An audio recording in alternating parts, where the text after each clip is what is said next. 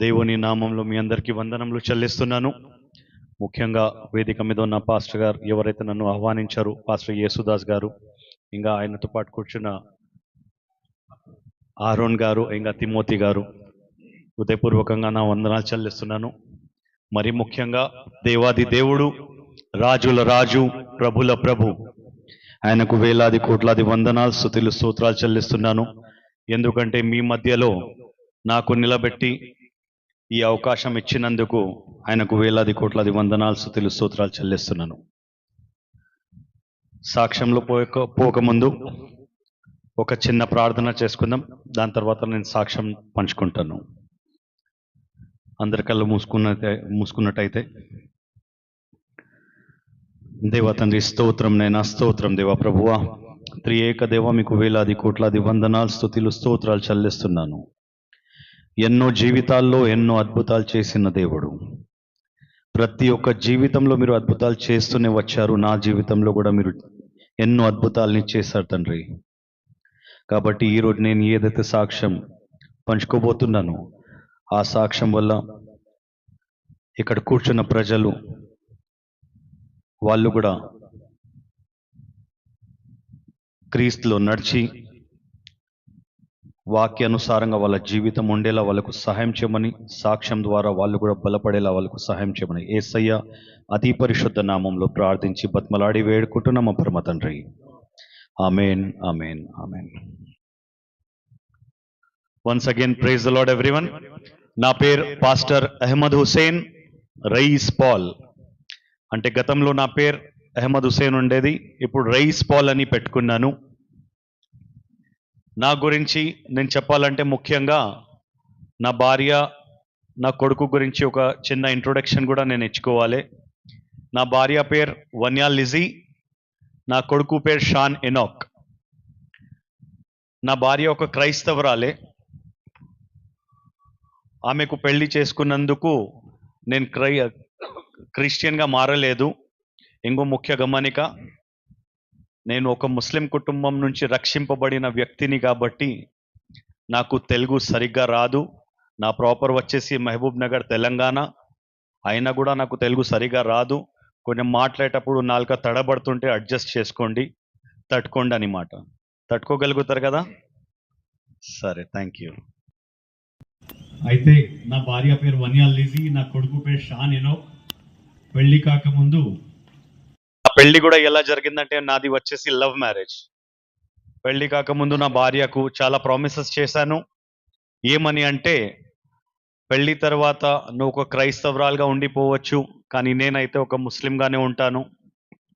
Daily నువ్వు prayers చేసుకోవచ్చు, ప్రతి ఆదివారం నువ్వు చర్చ్కి వెళ్ళొచ్చు అని ప్రేమ గుడ్డి మాయంలో చెప్పేశాను. కానీ ఎప్పుడైతే నా భార్య నా ఇంట్లో అడుగు పెట్టిన తర్వాత ఒక నిజమైన ఒక ముస్లిం సహోదరుడికి ఆ కోపం వస్తుందో అలాంటి కోపం నాకు వచ్చి, ఎట్లా అంటే ఫస్ట్ నా భార్యకు రూమ్లో పంపించాడు, దాని తర్వాత నేను పోయాను. రూమ్లో పోతే చూస్తే నా భార్య ముఖాల మీద కూర్చొని ప్రార్థిస్తుంది.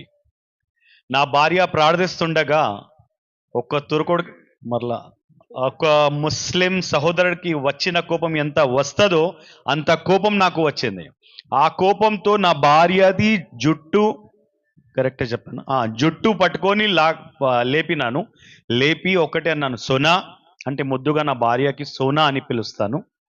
సోనా, ఈరోజు నువ్వు ప్రేయర్ చేసుకున్నావేమో, this was the last prayer of your life.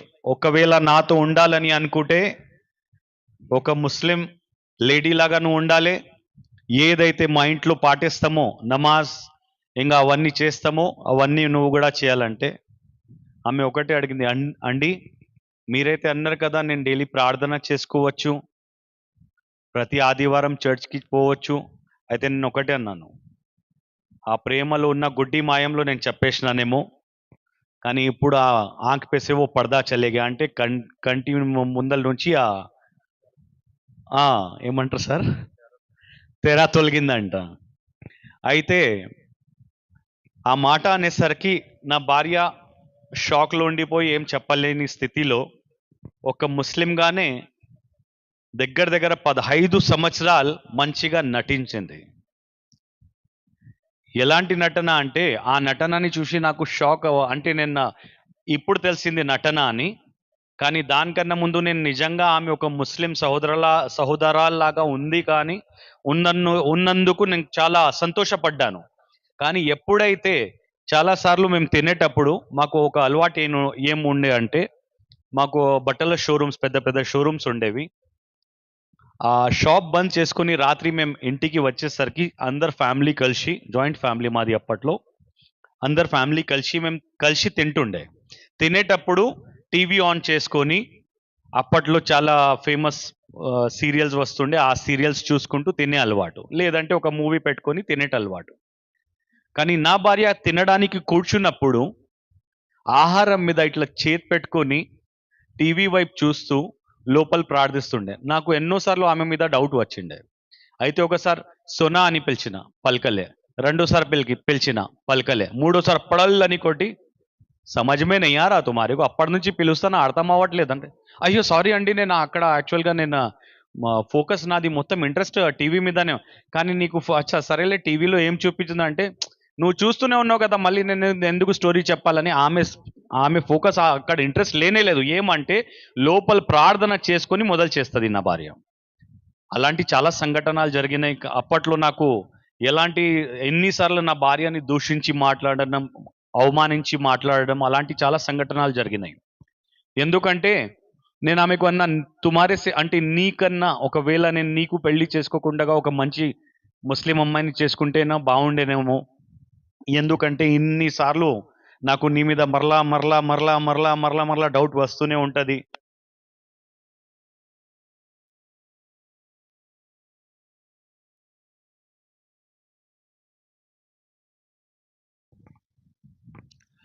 నువ్వు అంటావు నేనైతే ఒక ముస్లిం లేడీగానే ఉన్నానండి అంటే, ఎందుకో నాకు నమ్మబుద్ధి అయితే లేదు.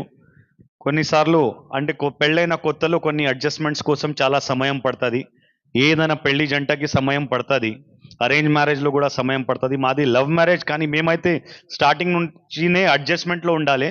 కానీ నేనే అడ్జస్ట్ కాకుండా నా భార్యకు ఎన్నోసార్లు దూషి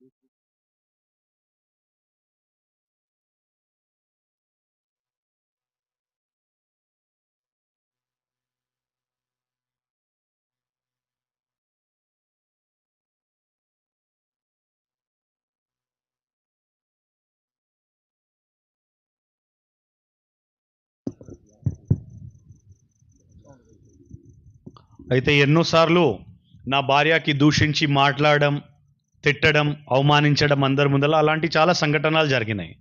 జరిగిన తర్వాత అట్లా చూస్తూ చూస్తూ దగ్గర దగ్గర 15 సంవత్సరాలు అయిపోయింది. 2004లో నా పెళ్లి జరిగింది. 2019 దాకా ఒక సంఘటన ఏం జరిగిందంటే, మా ఇంట్లో నవంబర్ మంత్ 2019లో నా భార్యది వార్డ్రోబ్ నేను ఎప్పుడు కూడా తెరిచి చూడను. కానీ అన్ఎక్స్పెక్టెడ్గా ఆ రోజు నేను హాఫ్ షర్ట్ వేసుకున్నాను. నా భార్య వార్డ్రోబ్ అంటే బీరువాకి తాళాలు ఉండేది. ఆ తాళం నా చేతికి తగిలి ఓపెన్ అయిపోయింది. నేను ఎప్పుడు కూడా నా భార్యది వార్డ్రోబ్ చెక్ చేయను నా లైఫ్లో. కానీ ఆ రోజు సడన్గా ఓపెన్ అయ్యేసరికి ఇట్లా దొబ్బి బంద్ చేయనికి పోతే ఇదే బైబిల్ కనబడింది నాకు. ఈ బైబిల్ కనబడేసరికి నాకు కోపంలో, ఒక తుర్కోడికి వస్తుంది కదా ఆ కోపం, ఎంతగానం వచ్చి అంటే ఒక ముస్లిం సహోదరుడికి వస్తుంది కదా ఆ కోపం, టాప్ టు బాటమ్ ఆ కోపంతో రగిలిపోతున్నా నేను గట్టిగా బెడ్రూమ్ నుంచి అడిచాను, ఏయ్ సోనా ఇక్కడ రా అన్న. ఆమె భయపడి ఎందుకు ఇంత గట్టిగా అరిచి పిలిచినాడని సడన్ గా ఉరుక్కుంటా రూమ్ లో వచ్చింది. ఏమైందండి అంటే, ఏ బైబిల్ కైకు ఈ బైబిల్ నీ వార్డ్రోబ్ లో ఎందుకు ఉందన్న. కాదండి, మా అక్క చనిపోయింది కదా, ఆమె గుర్తింపులుగా నేను గుర్తింపుగా పెట్టుకోవాలంటే పెద్ద వాల్ మీద పెద్ద పోస్టర్ వేపిస్తా, ఆమెది కావాలంటే పెద్ద ఫోటో ఫ్రేమ్ కట్టిస్తా ఆమె కోసం, ఆమెది. కానీ ఇది మా ఇంట్లో ఉండకూడదు. మేము ముస్లిం కాబట్టి ఇది నేను చూస్తే నాకు నడవదు. ఒకవేళ ఇప్పుడు నువ్వు పంపకుంటే నేను ఇప్పుడే కాల్చి పడిస్తా అన్నాను. సరే అండి అనింది. ఆ రోజు మా అత్తమ్మ, మా వదినమ్మ కూడా మా ఇంట్లో పడి ఉన్నారు. అయితే మా అత్తమ్మకి గట్టిగా పిలిచాను, అత్తమ్మ గారు అని పిలిచాను. పిలిచిన తర్వాత ఆ అత్తమ్మ గారు ఏం చేసిందంటే, భయపడి ఇంత గట్టిగా ఎందుకు పిలుస్తున్నాడని ఆమె భయపడి వచ్చారు. చెప్పండి రైజ్ అన్నారు. అత్తమ్మ, ఈ బైబిల్ తీసుకోండి, ఇక్కడ నుంచి మీరు వెళ్ళిపోండి అన్నాను. వెళ్ళిపోమనేసరికి సరే అన్నారు. దాని తర్వాత నా భార్య మీద కోపంతో నేనేం చేసినా అంటే బ్రేక్‌ఫాస్ట్ చేయకుండగా నా కార్ తీసుకొని హైదరాబాద్ ప్రాంతం మొత్తం తిరుగుతూనే ఉన్నా రాత్రి దాకా. పొద్దున్న 10:30కి బయలుదేరిన నేను రాత్రి 1:30 దాకా మొత్తం హైదరాబాద్ తిరుగుతూనే ఉన్నా. రాత్రి 1:30కి నేను అనుకున్న కొంచెం కోపం నాది చల్లారిపోయిన తర్వాత సరేలే ఇప్పుడు ఇంటికి పోదాం. ఇంటికి పోతే బెల్ కొట్టిన తర్వాత నా భార్య డోర్ ఓపెన్ చేస్తే మా అత్తమ్మ గారు, మా వదినమ్మ గారు అక్కడనే పడి ఉన్నారు. అంటే వాళ్ళేమనుకున్నారంటే, ఓహో! ఈ రయీస్ గాడు ఈ రయీస్ గారు అంటే మా అల్లుడు గారు ఈయన ఎట్లా ఎంత కోపం ఉంది ఈయనకు మాకు తెలుసు. ఎందుకంటే ఒకసారి ఒక సంఘటన ఏం జరిగిందంటే మా అత్తమ్మ ముందలే నేను మా భార్యని ఒకసారి మా భార్య మీద చేతెత్తిన. అంటే కొట్టాను. కొట్టినప్పుడు ఆ కోపం మా అత్తమ్మ గారు చూశారు. ఆ రోజు చూసి నా కోపం భయపడి, అమ్మా ఒకవేళ మేము ఇక్కడి నుంచి వెళ్ళిపోతే నా కూతురుని కొడతాడో, తిడతాడో లేదా చంపేస్తాడో తెలియదు. ఎందుకంటే ఈరోజు బైబిల్ కనబడింది కదా అని ఆలోచనతో వాళ్ళు అక్కడనే ఉండిపోయారు. చూస్తూ చూస్తూ నవంబర్ మంత్ 2019లో ఇంకా 2 వారాలు అట్లానే గడిచిపోయినాయి. నా భార్య మీద కోపంతో నా కోపం కొంచెం చల్లారిపోయిన తర్వాత చూస్తే మా అత్తమ్మ పోతనే లేదు. లాస్ట్‌కి 2 వారాలు గడిచిన తర్వాత మెల్లగా మా అత్తమ్మ దగ్గర పోయి, అత్తమ్మ గారు ఇప్పుడు మీరు ఇక్కడి నుంచి వెళ్ళొచ్చు. ఎందుకంటే ఈరోజు నేను మా అమ్మ మీద ప్రమాణం వేసి చెప్తున్నాను. మీ కూతురుని కొట్టను, తిట్టను, ఏది కూడా చెయ్యను. ఇప్పుడు మీరు వెళ్ళొచ్చు అన్నాను. ఆ మాట విన్న తర్వాత వాళ్ళ మనసులో, వాళ్ళ హృదయంలో నెమ్మది కలిగి, అమ్మా ఇప్పుడు రయీస్ గారు అంటే అల్లుడు గారు వాళ్ళ అమ్మ మీద ప్రమాణం చేశారు కాబట్టి ఖచ్చితంగా ఈయన మాట మీద ఉంటారని ఆమెకు తెలుసు. ఎందుకంటే ఒక్కసారి మా అత్తమ్మ గారు ముందరనే నేను మా భార్యని కొట్టినప్పుడు ఆ రోజు నేను ప్రమాణం చేశాను. ఏమని? ఈ రోజు నుంచి అత్తమ్మ మా అమ్మ మీద వట్టేసి చెప్తున్నాను, ఎప్పుడు కూడా మీ కూతురు మీద నేను చేతెత్తను. అప్పటి నుంచి ఈ బైబిల్ కనబడేదాకా కూడా నేను చేతెత్తలే. కానీ ఎప్పుడైతే బైబిల్ కనబడిందో కోపం చూపించాను. కోపం చూపిస్తే వాళ్ళు భయపడి పోక ఉన్నందుకు నేను వాళ్ళకు మరలా మాట ఇచ్చాను. మా అమ్మ మీద వట్టేసి చెప్తున్న అత్తమ్మ ఇప్పుడు మీరు ఇక్కడ నుంచి సెలవు తీసుకోవచ్చు అంటే ఆ ధైర్యంతో వెళ్ళిపోయారు. వెళ్ళిపోయిన తర్వాత ఒక వారం కూడా కాలేదు. డిసెంబర్ మంత్ మొదలైంది. December first week. ఇప్పుడు డిసెంబర్ అంటే అందరికీ తెలుసు. డిసెంబర్లో క్రిస్మస్ ఉంటుంది కాబట్టి ఫుల్ సందడి ఉంటుంది మన ఇంట్లో. అందరింట్లో ఉండనట్టు మా ఇంట్లో అయితే అస్సలు ఉండదు. కానీ నాకైతే బట్టల వ్యాపారస్తుడిని కదా అప్పట్లో నేను. కర్నూలు ప్రాంతంలో ఎస్టీబీసీ కాలేజ్ ఎదురుగానే నాకు ఒక షాప్ ఉండేది, ఫర్ ఎవర్ ఫర్ మెన్ అని. అలాంటి దగ్గర 8 షాపులు నాకు హైదరాబాద్, సికింద్రాబాద్, కర్నూలు, పెబ్బేర్, కొత్తకోట అలాంటి ప్రాంతాల్లో అన్నీ ఉండేటివి అప్పట్లో. అయితే క్రిస్మస్ సీజన్ హైదరాబాద్ కన్నా కర్నూలు, మన కొత్తకోట, పెబ్బేర్ కన్నా ఇక్కడ కర్నూలు ప్రాంతంలో ఎక్కువ నడుస్తుందని రెగ్యులర్గా ప్రతి డిసెంబర్ 15th నాడు నేను వచ్చి 15th నుంచి 25th డిసెంబర్ దాకా నా షాప్లో కూర్చొని డబ్బులు మొత్తం సర్దుకొని జోబులో వేసుకొని మరలా వెళ్ళిపోతుండే. కానీ నా భార్య మీద ఉన్న కోపంతో నేనేం చేసిన అంటే డిసెంబర్ 1కే వచ్చేసాను. ఎప్పుడు కూడా డిసెంబర్ 15కి వస్తాను, ఈసారి డిసెంబర్ 1కే వచ్చేసాను. వచ్చిన తర్వాత డైలీ నా భార్య నాకు ఫోన్ చేయడం, ఆమెకు దూషించి మాట్లాడడం, నేను ఫోన్ కట్ చేసి పెట్టేయడం. అలాంటి దగ్గర 22 డేస్ జరిగింది. 1 డిసెంబర్ నుంచి 22nd డిసెంబర్ దాకా జరిగింది. 23rd నాడు ఏం జరిగిందంటే 22nd నాడు ఏం జరిగిందంటే ఒక అబ్బాయి, ఒక కుమారుడు అంటే ఒక అబ్బాయి, నేను అనుకుంటా ఇక్కడ కూర్చున్నారు కదా సెకండ్, ఒకసారి లే బాబు, ఒకసారి లే, ఇంతే ఉంటాడు, ఇంతే ఉంటాడు. అబ్బాయి కూడా సేమ్ ఇట్లానే నవ్వుతూ చిరునవ్వుతో మంచిగా స్మైల్ ఇస్తూ నా దగ్గర షాప్, హాయ్ అన్నయ్య బాగున్నావా అంటే, ఒక కస్టమర్ మన షాప్కు వస్తే పలుకుతే మనం కూడా పలుకుతాం కదా. హాయ్ అన్నయ్య బాగున్నారా అంటే, బాగున్నా బాబు, నువ్వు బాగున్నావా అన్నాను. బాగున్నా అన్న. ఏమన్నయ్య ఒక్కరిని కనిపిస్తున్నారు, ఎవరు కనిపిస్తలేరంటే నేను షాక్ అయ్యాను. నేనన్నా 22 మెంబర్స్ స్టాఫ్ మెంబర్స్ ఉన్నారు, దగ్గర 20 పైన కస్టమర్స్ ఉన్నారు షాప్లో, 40-50 మంది షాప్లో పెట్టుకొని ఎవరు లేరు అంటున్నాడు వీడు. నేనన్నా ఇంతమంది ఉన్నారు కదా బాబు. అట్లా కాదన్నయ్య, మీ అక్క ఇంకా మీ కొడుకు రాలేదా అన్నాడు.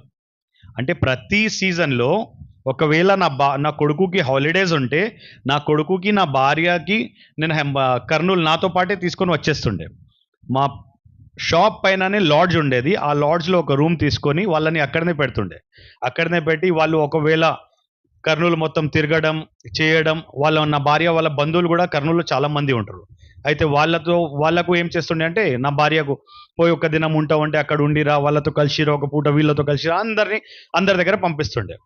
కానీ అప్పట్లో ఏం జరిగిందంటే 22 డిసెంబర్ దాకా నా భార్యకి నేను పిలవలేదు. ఆ 22 రోజు ఆ అబ్బాయి వచ్చేసి హాయ్ అన్నయ్య బాగున్నావా అంటే బాగున్నా అన్నాను. ఇప్పుడు మీరే షాప్కి వెళ్ళారనుకోండి, ఏదైనా షాప్కి మీరు రెగ్యులర్గా పోతారు. పోయిన తర్వాత ఆ సౌకార్ని మీరు అడుగుతారు, ఏమన్నయ్య బాగున్నారంటే మీరు బాగున్నారని అంటారు. జవాబు ఒకరితో ఒకరు మాట్లాడుకోవడం కామనే అది. ఎందుకంటే మీకు తెలిసిన వాళ్ళు కాబట్టి. వాడైతే నాకు కాకుండా నా భార్యకి తెలిసినోడు. అయితే అంటే ఒక కస్టమర్ అని తెలుసు, కానీ అంత ఘోరంగా నాకు తెలియదు. అంటే అంత దగ్గరగా ఉన్నాడని నాకు తెలియదు.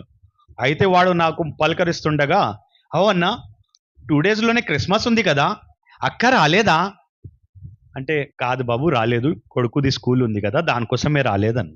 అవునా, బట్టలు కావాలా చూసుకోండి లోపల అన్న. అయితే లోపల పోయి మరలా కౌంటర్ దగ్గర వచ్చింది.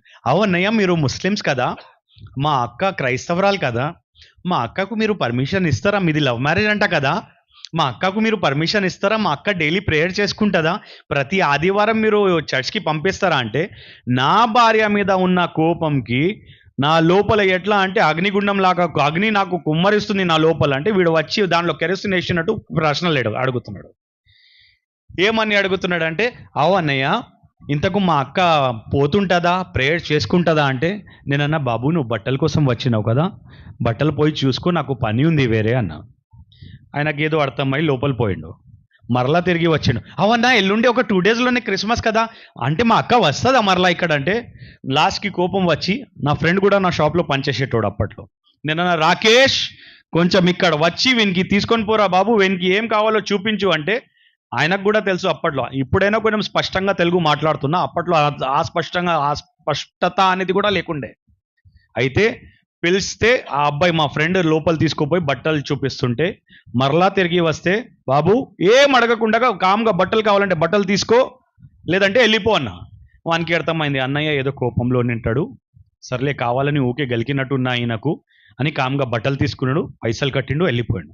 వెళ్ళిపోయిన తర్వాత రాత్రి 1:30కి నా షాప్ బంద్ అయింది. బంద్ అయిన తర్వాత రూమ్కి పోయాను. హాయిగా అన్నం తిన్న తర్వాత పడుకుందామంటే నిద్రనే వస్తలేదు. ఎందుకంటే ఆ అబ్బాయి అడిగిన ప్రశ్నలకి నా దగ్గర జవాబు లేక, వానికి ఊకే విసికించొద్దు చెప్పలేక, వానికి డైరెక్ట్గా మొహం మీద తిట్టినట్టు మాట్లాడినా నేను అనుకున్నా, అవును కదా 2004లో నా పెళ్లి జరిగింది, 2019 ఇప్పుడు నడుస్తుంది, 15 సంవత్సరాల నుంచి నా భార్య ఒక ముస్లింగా ఉంది కదా, ఒకవేళ తిరిగి నా భార్యనే నాకు అడిగింది అనుకోండి, అండి మీరు నా కోసం నా క్రీస్తులో నడుస్తారా, మీరు ఒక క్రిస్టియన్గా మారిపోతారా అంటే, నేను అస్సలు చేయలేను ఆ పని. ఎందుకంటే నేను ఒక ఘటికోడిని, ఒక మంచి తురుకోడిని, 5 times నేను నమాజ్ చేసేటోడిని, అంటే ఏ ఒక పూట కూడా నేను నమాజ్ వదిలేటోడిని కాదు. ఒకవేళ లేట్ అయినా ఏమైనా కానీ రాత్రి 1:30కి చేరినాక అయినా నేను నమాజ్ చదువుతుండే. ఒకవేళ నా భార్యనే తిరిగి అడిగింది అనుకోండి, అండి నేను ఎన్ని సంవత్సరాల నుంచి మీ మౌలా అంటే మీరు ఏదైతే అల్లాని నమ్ముతున్నారో ఆయననే పూజిస్తున్నా కదా, ఏదైతే మొహమ్మద్ ప్రవక్త మీకు ఫాలో చేయమన్నాడో అది మీరు చెప్పినట్టు నేను కూడా ఫాలో అవుతున్నా కదా, ఒక నిజమైన క్రైస్తవురాలు కాకుండా ఒక ముస్లిం సహోదరాల్లాగా నేను ఉన్నాను కదా, నా కోసం మీరు ఒక్క సంవత్సరం అయినా నా కోసం క్రైస్ట్లో ఉండగలుగుతారా అంటే, నేను అస్సలు ఉండలేను. నేను అనుకున్నా, నా భార్యకి ఒక న్యాయం, నాకొక న్యాయమా అంటే, నా భార్యకి పెళ్లి కాకముందు నేనే మాట ఇచ్చాను, నువ్వు ఒక క్రైస్తవురాలుగా ఉండొచ్చు, కానీ ఎప్పుడైతే నా భార్య నా ఇంట్లో అడుగు పెట్టిందో అప్పటి నుంచి ఇప్పటిదాకా హింసిస్తూనే ఉన్నా. అంటే మెంటల్లీగా ఎంత హరాస్ చేసినానంటే ఆమెకు, ఆ రోజు ఊహించుకున్నాను. ఆ రోజు రాత్రి మొత్తం నిద్ర పట్టలే నాకు. ఈ ఆలోచనలతోనే పొద్దున 7:30 23rd మార్నింగ్ 7:30 నేను పడుకున్నాను. మార్నింగ్ మరలా 10:30కి లేచి నా భార్యవి 2 మిస్ కాల్స్ చూశాను. ఆ మిస్ కాల్స్ చూసి అబ్బా నా భార్య ఫోన్ చేసింది కదా అని తిరిగి నేను ఫోన్ చేశాను. నా భార్యకి ఫోన్ చేస్తే, అండి మీరు నన్ను ఫోన్ చేశారు అంటే, ఈ 22 డేస్లో ఒక్కసారి కూడా నేను నా భార్యకి ఫోన్ చేయలేదు. ఆమెనే నాకు ఫోన్ చేస్తుండే, ఆమెకి దూషించి మాట్లాడి నేను ఫోన్ కట్ చేసేస్తుండే. కానీ 23rd నాడు నా భార్యకు మరలా తిరిగి నేను కాల్ చేస్తే, అండి మీరు నన్ను కాల్ చేశారా? అవును సోనా, నేనే నీకు కాల్ చేశాను. ఏం లేదు, ఒక ఇంపార్టెంట్ విషయం మాట్లాడే. చెప్పండి అండి అంటే, ఏం లేదు, ఈరోజు షాన్ది స్కూల్ అయిపోయిన ఎంబడనే నువ్వు షాన్ని తీసుకొని కర్నూలుకి వచ్చేసేయి అన్నాను. అవునా అండి, సరేలే అండి వచ్చేస్తాను. లేదంటే కారు పంపమంటే ఇక్కడ నుంచి కారు ఎందుకు కారు పంపిస్తారండి, మేమిద్దరు బస్ పట్టుకొని వచ్చేస్తామని. ఆ సంతోషంతో పొంగిపోయి నా భార్య ఏం చేసిందంటే హాఫ్ డేనే నా కొడుకుకి స్కూల్ నుంచి తీసుకొని వచ్చేసింది. తీసుకొని వచ్చి డైరెక్ట్గా బస్ ఎక్కి కర్నూలుకి చేరింది. 8 o'clock బిఫోర్, సాయంత్రం ఇదే టైంకి చేరింది మా భార్య గారు. ఇంకా నా కొడుకు గారు నా షాప్ దగ్గర వచ్చారు. హాయ్ అని చూపిస్తే డైరెక్ట్ షాప్ బయట పోయి తాళాలు ఇచ్చేసి, పైన లాడ్జ్లో మీకోసం బుక్ చేశాను, ఫటాఫట్ మీరు జల్దీ రెడీ అయ్యి కిందికి రండి అన్నాను. వాళ్ళు 8:30 లోపల రెడీ అయిపోయి కిందికి వచ్చారు. ఈ కార్లో ఏసీ ఆన్ చేసేసి కార్లో కూర్చోండి మీరు అన్నాను. నేను నా పిల్లల్ని అన్నాను, బాబు మై అభి జారు అంటే నేను వెళ్తున్నా ఇప్పుడు నా భార్యకి తీసుకొని కూడా బయట పని మీద, మీరు ఒక పని చేయండి, రాత్రి దాకా నేను ఇప్పుడు రాను, డైరెక్ట్ రాత్రి బంద్ చేసేటప్పుడే వస్తానంటే సరే అన్నయ్య అన్నారు. వాళ్ళకు కౌంటర్ది తాళాలు అప్పగించుకొని నేను నా భార్యకి కార్లో తీసుకొని కోల్స్ చర్చ్ దగ్గర తీసుకుపోయాను. కోల్స్ చర్చ్ దగ్గర తీసుకోపోతే, ఇప్పుడు ఇక్కడ నుంచి మనం కోల్స్కి వెళ్ళాలంటే, చర్చ్కి వెళ్ళాలంటే యూ టర్న్ తీసుకొని వెళ్ళాలి కదా. యూ టర్న్ తీసుకొని చర్చ్ గేట్ లోపల నా బండి పోతుంటే నా భార్య వనకడం స్టార్ట్ అయింది. వామ్మో, అంటే ఈయనకు ఇప్పటిదాకా నా మీద కోపం తగ్గలేదు గనుక ఈయన నాకు ఇప్పుడు ఇక్కడ తీసుకొని వచ్చిండా, అంటే ఇక్కడ మా బంధువులు ఉంటారని తెలిసి అందరి ముందర నన్ను అవమానించడానికి ఇక్కడ తీసుకొని వచ్చిండా అంటే, లాస్ట్కి నేను బండి ఆపి దిగు సోనా అన్నా. అండి నీ కాలు మొక్తా అండి, ఇప్పటిదాకా నువ్వు మర్చిపోలేదా? నిజంగా అండి, నాకు అట్లాంటివి ఏం లేదు, నేను ఎప్పుడు కూడా నేను బైబిల్ చదువుతలేను, నిజంగా అది మా అక్కదే అండి అంటే, ఏం లేదు ఫస్ట్ నువ్వు దిగు అన్నాను. కాదండి నిజంగా అర్థం చేసుకోండి, ఇక్కడ మా బంధువులు ఉంటారు అది ఇది అంటే, నేను ఒకటేనా, దిగుతావా లేదా అన్న. భయపడి దిగడానికి ఆలోచిస్తుంది. ఏసీలో కూర్చుంది ఆమె, చెమటలు స్టార్ట్ అయిపోయినాయి. ఇప్పుడు నాకు స్టార్ట్ అయినట్టు చెమటలు స్టార్ట్ అయితే నేను అనుకున్నా ఇప్పుడు దిగేలా లేదని నా సీట్ నుంచి దిగేసి అవతల సైడ్ వచ్చాను. వచ్చినాక డోర్ ఓపెన్ చేసి దిగుతావా లేదా అంటే ఆమె అనుకున్నది, ఇప్పుడు నేను దిగకుంటే ఖచ్చితంగా ఒక సీన్ అవుతుంది, ఈయన కొట్టేస్తాడు నాకు అని. దిగుతున్నా అని దిగింది. దిగిన తర్వాత లోపల పోతుండగా చర్చ్కి ఒక డోర్స్ ఉంటాయి కదా బయట, ఆ డోర్స్ లోపల నా భార్యది చేతి పట్టుకొని లోపల తీసుకుపోతుంటే, చర్చ్ బయటనే ఇట్లా పట్టుకొని లాగి, అండి ప్లీజ్ అండి మా బంధువులు ఉంటారు ఇక్కడ అంటే, సోనా నీకు చెప్పాను కదా ఒక ఇంపార్టెంట్ విషయం నీతో చెప్పాలని, ఒక సర్ప్రైజ్ ఉందని అని చెప్పాను కదా. ఆమె సర్ప్రైజ్ అంటే ఆమె ఏమనుకుందంటే, ఓహో సీజన్ బాగా జరిగినట్టుంది, దానికోసమే ఒక 2-3 తులాలు నా కోసం బంగారమైనా తీసుకొని ఉంటాడు, లేదంటే కర్నూలు ప్రాంతంలో ఏదైనా ఒక చిన్న ఒక 2-3 సెంటు ఒక ప్లాట్ అయినా తీసుకొని ఉంటాడు అని ఆలోచన అనుకునింది. ఆ ఆలోచన ఆమెకు వచ్చింది, కానీ ఆమెకు తెలియదు ఇప్పుడు నేను ఏం చెప్పబోతున్నా అని. నీకు చెప్పాను కదా సోనా ఒక సర్ప్రైజ్ ఉందంటే, ఏముందండి ఆ సర్ప్రైజ్ అని బెదురుకుంటూ మాట్లాడుతుంది.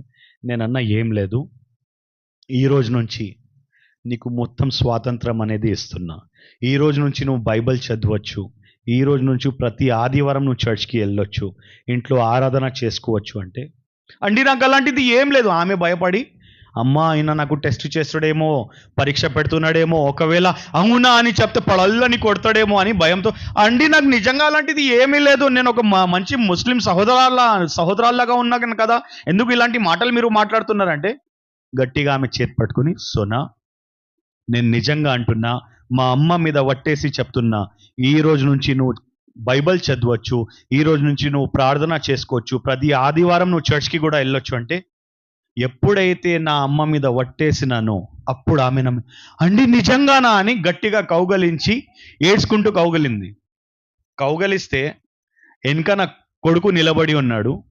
నా కొడుకు ఇంకా నా భార్య ఇద్దరు సైగల్ లాంగ్వేజ్లో, అంటే సైగల్ అంటే తెలుసు కదా, సైగల్ లాంగ్వేజ్ కరెక్ట్ అంటున్నా, అంటే సైగల్ లాంగ్వేజ్లో మాట్లాడుకుండేవాళ్ళు.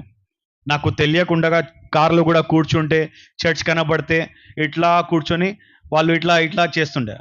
నేను అనుకుంటుంటే ఎందుకు ఇట్లా చేస్తున్నారబ్బా అనుకోండి.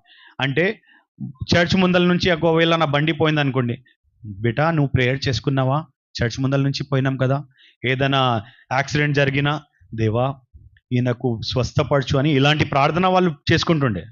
ఇద్దరు కూడా ఒకరిని ఒకరు చూసి షాన్ మమ్మ ఇట్లా మాట్లాడుకుంటే అర్థమైపోతుండే. అంటే ఇప్పుడు అర్థమైనాయి ఇవి, అప్పట్లో కాదు. వాళ్ళ టెస్టిమనీ విన్న తర్వాత అర్థమైనాయి. అంటే ఒక్కరితో ఒకరు ఇట్లా మాట్లాడుకుంటూ ఇప్పుడు మనం ప్రేయర్ చేసుకోవాలి లోపల. ఎందుకంటే ఒక డెడ్ బాడీ పోతుంది, వాళ్ళ ఇంటోళ్ళు ఏం పరిస్థితిలో ఉన్నారో తెలియదు, వాళ్ళ కోసం మనం ప్రార్థిస్తాం. అలాంటి చాలా సంఘటనలు జరిగినాయి అప్పట్లో. అయితే నా భార్య నా వెనక నా కొడుకుకు నిలబడి మమ్మా కాంగ్రాచులేషన్స్ మమ్మా, డాడీ హ్యాస్ గివెన్, అంటే డాడీ నీకు పర్మిషన్ ఇచ్చిండమ్మా అంటే ఆమె అంటుంది ఏడ్చుకుంటూ, నాకైతే పర్మిషన్ ఇచ్చిండు బిడ్డ, కానీ నీకు ఇవ్వలే కదా. మొదలైంది కదా ఎట్లయినా. ఖచ్చితంగా దేవుడు ఖచ్చితంగా మార్పు తీసుకొని వస్తాడు. ఈయన కూడా మారిపోతాడు, నేను కూడా మారిపోతాలే మమ్మా అన్నాడు. అంటే నేను అప్పటిదాకా నాకు తెలియదు. లోపల పోతే మా భార్య వాళ్ళ కుటుంబ సభ్యులు అక్కడ ఉంటుండగా అక్కడ మొత్తం ఏమంటారు డెకరేషన్ పని చేస్తుండే. చర్చ్లో అందరు కలిసి డెకరేషన్ చేస్తుంటారు కదా చర్చ్కి. అయితే వాళ్ళు కూడా అక్కడనే ఉన్నారు. Oh Rais bhai, how are you are here అన్నారు. వినయ్ బాయ్ ఐఎమ్ ఫైన్ అన్నా. వినయ్ నీకు, నా భార్య వచ్చేసి లోపల పోయినా ఏం పడితే, వినయ్ నీకు ఒక విషయం తెలుసా, ఈ రోజు నుంచి నా భర్త నాకు స్వాతంత్రం అనేది ఇచ్చినాడు. ఈ రోజు నుంచి నేను బైబిల్ చదవచ్చు, ఆరాధన చేసుకోవచ్చు, ప్రతి ఆదివారం నేను చర్చ్కి పోవచ్చు, ఈ రోజు నుంచి నేను ఒక క్రైస్తవురాలుగా బతకొచ్చు అని నా భర్త నాకు పర్మిషన్ ఇచ్చిండంటే ఆయన shock. Rice by what a surprise, నిజంగానా అని ఆయన వచ్చి కోగలిస్తున్నాడు. కోగలిస్తే నేను అనుకున్నా లోపల నా భార్య కోగలిస్తే ఒక మాట రా భయ్, నువ్వెందుకురా భయ్ అనుకున్నా. అంటే ఫస్టే నా భార్య బయట కౌగలించింది సంతోషంతో, ఈయన కూడా సంతోషంగా. కానీ అప్పట్లో పాపం ఒకవేళ ఆయన మంచిగానే ఆలోచించి చేసిండు. కౌగలించిన తర్వాత అందరు డెకరేషన్ చేస్తుండగా నేనేం చేసిన అంటే నా భార్య అంటే వాళ్ళకు జస్ట్ సెలో టేప్ తీసి వాళ్ళ చేతికి ఇస్తున్నా. అయితే నెక్స్ట్ డే నా భార్య అందరి ముందల వాళ్ళ బంధువుల దగ్గర పోతుండగా, మీకు తెలుసా నిన్న నా భర్త కూడా చర్చ్లో పని చేసిండు, చర్చ్లో డెకరేషన్ పని చేసిండు అని సంతోషంగా చెప్తుంది. నేను అనుకున్నా ఈ 15 years నుంచి ఇలాంటి సంతోషం నా భార్య మొహం మీద ఎప్పుడు చూడలేదే, ఈరోజు చూస్తున్నా. నిజంగా ఈ సంతోషం నా భార్య మొహం మీద ఎప్పుడు కూడా పోకూడదని ఆ రోజు నిర్ణయించుకున్నాను. కానీ దాని తర్వాత కూడా ఏం జరిగిందంటే రాత్రి 1:30 దాకా మేము చర్చ్లోనే ఉన్నాం. చర్చ్లో ఉన్న తర్వాత 1:30కి పోయాము. షాప్ దగ్గర పోతే డైరెక్ట్గా చూస్తే 2,70,000 2,72,000 2,73,000 ఏమో జరిగింది కౌంటర్ ఆ రోజు. నేను అనుకున్నా, అంటే నేను నా అల్లాని చెప్తున్నాను, అయ్యల్లా మై మేరీ బీవీకు ఖుష్ కరా తో తూ భీ మేరకు ఖుష్ కర్ దే. అంటే నేను నా భార్యని సంతోషంగా పెడితే నువ్వు నా బిజినెస్ని డైరెక్ట్గా డబల్ చేసేసి నన్ను కూడా సంతోషాన్ని ఇచ్చినావు అని నేను నా అల్లాని స్తుతిస్తున్నాను. నెక్స్ట్ డే ఏం చేశానంటే 24th December 2019 నా భార్యకు అన్నాను, మీ బంధువులు అందరు ఇక్కడనే ఉంటారు కదా, ఈరోజు నీతో పాటు నేను కూడా వచ్చి అందరితో కలుద్దాంలే. అంటే ఆమె మొహం మీద ఆ సంతోషం చూశాను కదా, ఆ సంతోషాన్ని చూసి ఇంకా నేను సంతోషాన్ని చూడాలని ఆ ఆశతో వాళ్ళ బంధువుల దగ్గర, వాళ్ళ క్లాస్మేట్స్ దగ్గర, అందరి దగ్గర ఆమెకు తీసుకొని పోయాను. మరలా పొద్దున్న 10:30కి పోయిన మేము రాత్రి 2:30 ఏమో అయింది మరలా మేము షాప్ దగ్గరికి వస్తే. అప్పుడు కూడా కెక్కిన జనాలు ఉన్నారు. మార్నింగ్ 3:30 4 o'clock దాకా జనాలు ఉన్నారు నా దగ్గర మా షాప్లో. ఆ రోజు లెక్క చూస్తే 4,72,000 highest counter of my life. అంటే ఎప్పుడు కూడా 4,72,000 నా లైఫ్లో ఎప్పుడు కూడా అంత కౌంటర్ ఎప్పుడు కూడా ఒక్క దినంలో నేను చూడలేదు. ఆ రోజు ఫస్ట్ డే నా లైఫ్లో చూసింది నేను. అంటే నేను ఎన్ని కౌంటర్స్ ఎన్ని షాప్స్ పెట్టినా that was the highest counter for me. దాని తర్వాత నేను అనుకున్నా, ఆయే ఖుదా సచ్మే తు బహుత్ బడా విశ్వ విధాత హై, అంటే నీ తప్ప ఎవరు దేవుడు లేరు అని నేను అల్లాకి స్తుతిస్తున్నా. నెక్స్ట్ డే 25th December నాడు ఏం జరిగిందంటే నా భార్యకు చెప్పాను, నువ్వు జల్దీగా రెడీ అయిపోతే నీకు చర్చ్ దగ్గర వదిలేసి నేను షాప్లో కూర్చోవాలి, ఎందుకంటే మధ్యాహ్నం 1:32 దాకా కొంచెం కస్టమర్స్ ఉంటారు, 1,00,000 రూపాయలదైనా వ్యాపారం జరుగుతుంది, మొత్తం సర్దుకొని జేబులో వేసుకొని వెళ్ళిపోదామని అనుకున్నాను. సరే అనింది. ఆమెకు చర్చ్ దగ్గర వదిలేటప్పుడు ఆమె దిగేటప్పుడు మరలా నా చేతి పట్టుకుని, అండి మీరు ఇప్పుడు ఈరోజు క్రిస్మస్ ఉంది కదా, ఈరోజు మీరు కూడా నాతో పాటు ఇక్కడ వచ్చి కూర్చుంటే నేను కూడా సంతోషిస్తుండే అండి అని. నేను అనుకున్నా 15 years నా కోసం అన్నీ చేసింది కదా, ఒక్క గంట ఆమె కోసం కూర్చోలేనా వాళ్ళ దేవుడి సన్నిధిలో అనుకొని 25th December నాడు 2019 రోజు నేను పోయి ఆ చర్చ్లో కూర్చున్నా, కోల్స్ చర్చ్లో. కూర్చుంటే ఆ రోజు యేసు ప్రభు పుట్టక గురించి మాట్లాడుతున్నారు. ఆయన ఎందుకంటే క్రిస్మస్ మనం సెలబ్రేట్ చేస్తామో దాని గురించి చెప్తున్నారు. చెప్పిన తర్వాత ఆయన టోటల్ హిస్టరీ అంటే పుట్టక నుంచి మరణం, మరణం నుంచి పునరుద్ధానుడు దాకా అంటే అంతగానం చెప్పలే, కానీ కొన్ని వాక్యాలు చెప్పినప్పుడు నేను నా భార్యకి మరలా మరలా మరలా మరలా తిరిగి తిరిగి అడుగుతున్నా. అంటే అప్పట్లో కొంచెం స్పష్టంగా అర్థం కాకుంటుండే తెలుగు. అయితే మరలా ఇప్పుడు ఏమన్నారు ఈ పాస్టర్ గారు ఇప్పుడు అన్నారు కదా, దాని అర్థం ఏమిటి? అయితే కొన్ని వాక్యాలు ఆయన చెప్పిన మాటలు ఎలాగొచ్చినాయి అంటే స్వయంగా దేవుడే నాతో మాట్లాడుతున్నట్టు అనిపించింది ఆ రోజు. అప్పటిదాకా దేవుని సన్నిధిలో పోవాలంటే, ఒక చర్చ్లో పోవాలంటే ఎంత కోపం అంటే, ఇలాంటి మహాసభలు ఎక్కడైనా ఏర్పాటు అవుతుందంటే అప్పట్లో ఒక క్రైస్తవుల మీద, ఇప్పుడు నాకు గురాయించి చూడకండి, మీ మీద ఇప్పుడు కోపం లేదు, అప్పట్లో చెప్తున్నాను. అప్పుడు క్రైస్తవుల మీద ఎంత కోపం ఉండే అంటే, ఎక్కడైనా మహాసభలు జరుగుతున్నాయంటే ఆ మహాసభల్లో నేను పోయి బాంబులు వేసి అందరు క్రైస్తవులనే లేపేయాలి, అంత కోపం ఉంటుండే. ఎందుకంటే ఒక క్రైస్తవురాల్ని నేను పెళ్లి చేసుకున్నా కదా. ఇప్పుడు ఒక ముస్లింకి ఎవరైనా అగేన్స్ట్ ఉన్నారంటే ఫస్ట్ క్రిస్టియన్స్ అంటారు వాళ్ళు. కానీ వాళ్ళకి తెలియదు పాపం తుర్కోళ్ళకి ఏమంటే మనం వాళ్ళు కూడా రక్షింపబడాలని మనం ప్రార్థిస్తామని. కానీ అప్పట్లో మేమేమనుకుంటుండే అంటే, నేనేమనుకుంటుండే అంటే, ఈ క్రైస్తవులు ఎవరైతే ఉన్నారో క్రీస్తుని వెంబడిస్తున్నారో ఈయన ప్రవక్త అని దేవుడు అంటున్నారు, ఈయన దేవుడే కాదని మేము అనుకుంటుండే. కానీ ఆ రోజు ఏ రోజు అయితే నేను విన్నానో యేసు ప్రభు గురించి, ఆ కూర్చొని వాక్యం విన్నాను, అప్పుడు వాక్యం అయిపోయిన తర్వాత ప్రార్థన జరిగింది. ఆ ప్రార్థనలో ఏం చేసినంటే, ఫస్ట్ సంఘం కోసం ప్రార్థించారు, సంఘం తర్వాత కర్నూలు ప్రాంతం కోసం ప్రార్థించారు, కర్నూలు ప్రాంతం కోసం తర్వాత మళ్ళీ ఆంధ్రప్రదేశ్ మొత్తం కోసం ప్రార్థించారు, దాని తర్వాత తెలుగు రాష్ట్రాల కోసం ప్రార్థించారు, దాని తర్వాత భారతదేశం మొత్తం కోసం ప్రార్థించారు, దాని తర్వాత ప్రపంచంలో ఉన్న అన్ని దేశాల కోసం ప్రార్థించారు. నేను అనుకున్నా క్రైస్తవులు ఇంత మంచోళ్ళ అంటే, మా మస్జిద్లో అయితే ఇస్లాం కా బోల్ బాలా హో, కాఫిర్ కా ముహ్ కాలా హో, దాని తప్ప ఏది సోది ఉండదు. ఇంత మంచోళ్ళ వీళ్ళు క్రైస్తవులు అనుకొని ఆ రోజు నా నిర్ణయాన్ని అక్కడనే కట్ ఆఫ్ చేసుకొని ఇప్పటి నుంచి నేను క్రైస్తవుల్ని ఆదరించాలి అనుకున్నాను. దాని తర్వాత ఒక వారం కూడా గడచలేదు, అది ఏమంటారు మన సండే రోజు మేము ఆ రోజే హైదరాబాద్కి వెళ్ళిపోయినాం. ఇక్కడ నుంచి కర్నూలు నుంచి హైదరాబాద్ పోయిన తర్వాత సండే వచ్చింది. సండేకి మేము పోయి అక్కడ కూర్చున్నాం చర్చ్లో పోయి కూర్చుంటే బల్లారాధన జరుగుతుంది కదా. బల్లారాధన జరిగేటప్పుడు అందరు అట్లా ట్రే పట్టుకొని ఇట్లా చిన్న చిన్న గ్లాసులు తీసుకొని వచ్చి నా ముందలు తీసుకొని వస్తుంటే నాకు తెలియకుండా నేను ఇట్లా పట్టుకోవడానికి పోయి నేను ఇట్లా పట్టుకొని, సార్ వాట్ ఈస్ దిస్ అన్నా. దిస్ ఇస్ వైన్ అన్నారు. వైన్ అనేసరికి ఆ కోపం ఎంత వచ్చిందంటే, అబ్బా ఇప్పుడే మొన్ననే అనుకున్నా క్రైస్తవులు చాలా మంచోళ్ళు, ఈ క్రైస్తవులకి సిగ్గు అనేది లేదా, చర్చ్లో కూర్చోపెట్టి తాపిస్తున్నారా మందు అనుకున్నా. అంటే ఆయన చెప్పొచ్చు కదా ద్రాక్ష రసం, జస్ట్ గ్రేప్ జ్యూస్ అని చెప్పొచ్చు కదా అప్పుడు. అంటే నాకు తెలియదు కాబట్టి పాపం ఆయన ఇంగ్లీష్లో కొంచెం పాష్గా చెప్పాలని మంచి చర్చ్కి పోయినాం. వైన్ అన్నారు. వైన్ అనేసరికి అప్పుడు నాకు తెలియదు, బల్లారాధన గురించి పూర్తిగా వివరణ తెలియదు. నేను అనుకున్నా అబ్బా మంచి అయింది, ఇప్పుడు సడన్గా వానికి తెలియకుండా ఒకవేళ తీసుకొని నేను తాగేసిన అనుకోండి, ఇప్పుడు నేను చర్చ్ నుంచి బయట పోయినప్పుడు ట్రాఫిక్ పోలీసు వాడు పట్టుకొని సార్ ఒక్కసారి ఊదండి అని డ్రంక్ అండ్ డ్రైవ్ కేసులు లోపలే పెడతాడు అనుకున్నాం. చర్చ్ నుంచి బయట పోయినా ఏంబడిదే నా భార్యకు అన్నాను, సోనా తుమ్ షరాబ్ వరాబ్తో నైపియా నాన్న, అంటే నువ్వు మందు అయితే తాగలేదు కదా. మందువా?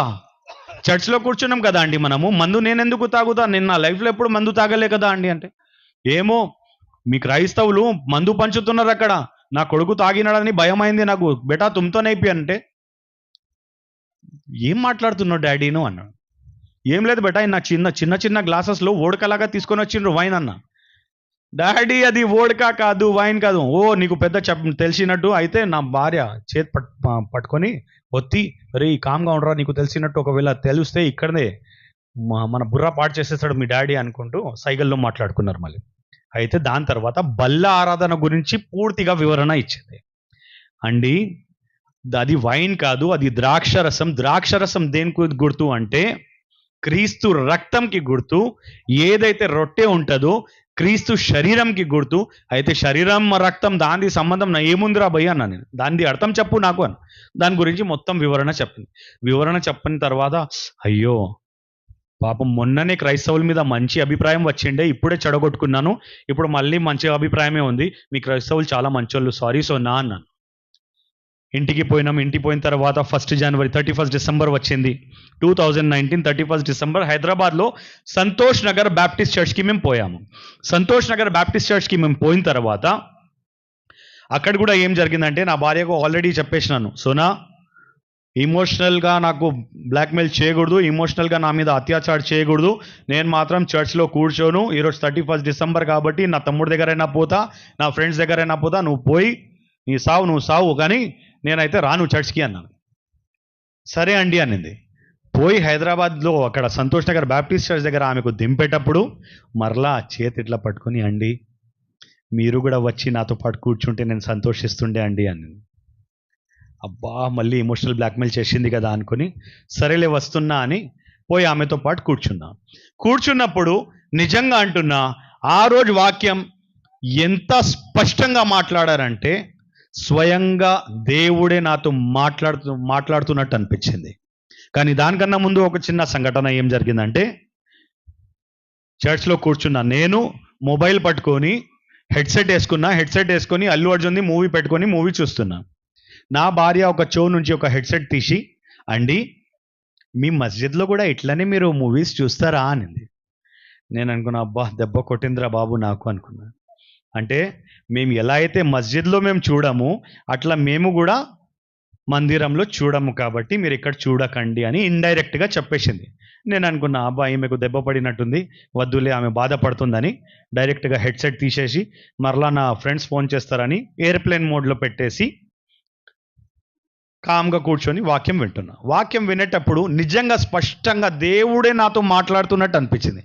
ఆ రోజు కూడా విన్న వాక్యము ఎలా ఉండే అంటే, లోపల నుంచి నాకు రగలడం మొదలైంది. అంటే నిజంగా యేసు ప్రభు గురించి ఇంకా నేను తెలుసుకోవాలి. ఎందుకంటే ఏదైతే నా ఖురాన్ బోధిస్తుందో యేసు ప్రభు గురించి, దాని తప్ప నాకు ఏది కూడా తెలియదు.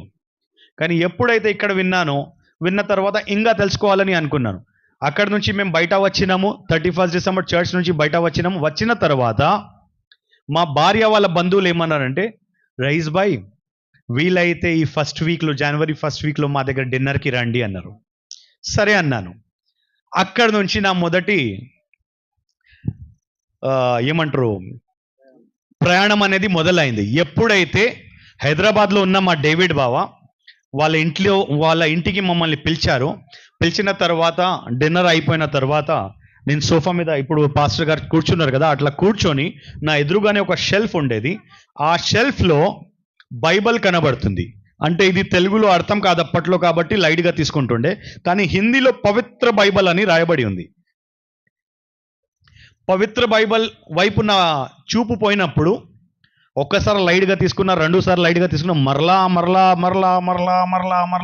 నా చూపు బైబిల్ మీదనే పోతుంది. అయితే నేనేమనుకున్నా అంటే, ఓహో నా అల్లా దేవుడు ఈ క్రైస్తవులు రక్షణలో రావాలని కోరుకుంటున్నాడేమో, దానికోసమే మొహమ్మద్ ప్రవక్త ఇంకా మొహమ్మద్ ప్రవక్త ఇంకా అల్లా గురించి వీళ్ళని చెప్పి ఇస్లాం మతంలో తీసుకొని రామని చెప్తున్నాడేమో దేవుడు అని నా దేవునికి నేను, ఓహో దేవా సరేలే అల్లా, నేను ఇప్పుడు వాళ్ళని గెలకడం మొదలు పెట్టాను. ఏమని చెప్పానంటే, వాళ్ళ కామ్గా కూర్చున్నప్పుడు, బావా మీకు మాకు పెద్ద తేడా ఏం లేదు బావా అన్న. అంటే ఏ విషయంలో రైజ్ అన్నారు. ఏం లేదు బావా, మీరు అబ్రాహం అంటారు, మేము ఇబ్రాహీం అంటాము, మీరు మోజస్ అంటారు, మేము మూసా అంటాము, మీరు జీసస్ అంటారు, మేము ఈసా అంటాము, మీరు మొహమ్మద్ అనరు, మేము మొహమ్మద్ అంటాము అన్నాను. ఇట్లా చూసి మెల్లగా చిరునవ్వు ఇచ్చి కట్ చేసి, అయితే మీరు మొహమ్మద్ అనరు, మేము మొహమ్మద్ అంటాము అన్నాను. అయితే ఏం చెప్పాలని అనుకుంటున్నావు రైజ్ అంటే, నేను ఒకటే అన్నా, ఏం లేదు బావా, ప్రపంచం మొత్తం చాలా ఫాస్ట్గా మూవ్ అవుతుంది. ఇప్పుడు ప్రపంచం మొత్తం స్మార్ట్ ఫోన్కి అప్డేట్ అయింది. అట్లనే మేము ముస్లిం సహోదరులము, మేమేమో మొహమ్మద్ దాకా అప్డేట్ అయిపోయినాము. మీరు ఇంకా ల్యాండ్ ఫోన్ దగ్గరనే ఆగిపోయారు. అంటే మీరు యేసు ప్రభు దగ్గరనే ఆగిపోయారు, మేము ఇంకా ఫార్వర్డ్కి వెళ్ళిపోయాము. అంటే మీకు ఇంకా దాని తర్వాత ఏమీ తెలియదు అన్న. అవునా అని కామ్గా, ఒక నిజమైన క్రైస్తవుడు ఏం చేస్తాడు తెలుసా? ఎంత రెచ్చగొట్టినా, ఎంత హింసించి మాట్లాడినా మెల్లగా ఒక చిరునవ్వు ఇచ్చి దాని తర్వాత కౌంటర్ అటాక్ ఇవ్వడం స్టార్ట్ చేస్తారు. ఆయన కూడా అట్లనే చేశారు. అవునా రైస్, చాలా మంచి చెప్పావు రైస్. ఇంతకు నీకు యేసుప్రభు గురించి ఏం తెలుసు రైస్ అంటే, నా ఖురాన్ ఏదైతే బోధిస్తుందో యేసుప్రభు గురించి చెప్తుందో అవన్నీ చెప్పాను. చెప్పిన తర్వాత అచ్చా రైస్, మా బైబిల్ యేసుప్రభు గురించి ఏం చెప్తుంది తెలుసా నీకు అంటే, చెప్పండి బాబా మీరే అన్న. ఆయన పుట్టక గురించి తెలుసా రైస్ అంటే, మా బైబిల్ మా ఖురాన్లో కూడా ఉంది కదా, ఉన్కా జో హిందీలో కాదు తెలుగులో, ఆయనది ఏదైతే పుట్టక ఉందో ఆ పుట్టక తండ్రి లేకుండానే పుట్టాడని మా ఖురాన్లో కూడా బోధిస్తుంది ఆ ఖురాన్ అంటే. అవునా, దాని తర్వాత ఇంకా ఏం బోధిస్తుంది అంటే మరణం గురించి చెప్పాను. ఆయన మరణించలేదు, ఆయన మరణించకుండగా ఆయన ప్లేస్లో ఇంకా వేరే మనిషిని పెట్టారంటే. అవునా రేస్ అంటే మీ దేవుడు ద్రోహం చేస్తాడా అన్నాడు. అన్నా నేను, ద్రోహం ఎక్కడైంది బావా అన్నా నేను.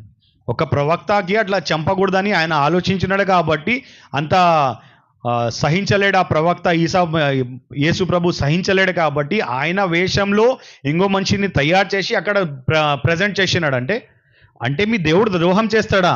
శిల్వ మీద ఎక్కినప్పుడు ఇంకో మనిషిని ఆయన సేమ్ ఆయనలాగానే తయారు చేసి అక్కడ పెట్టేస్తాడా అంటే.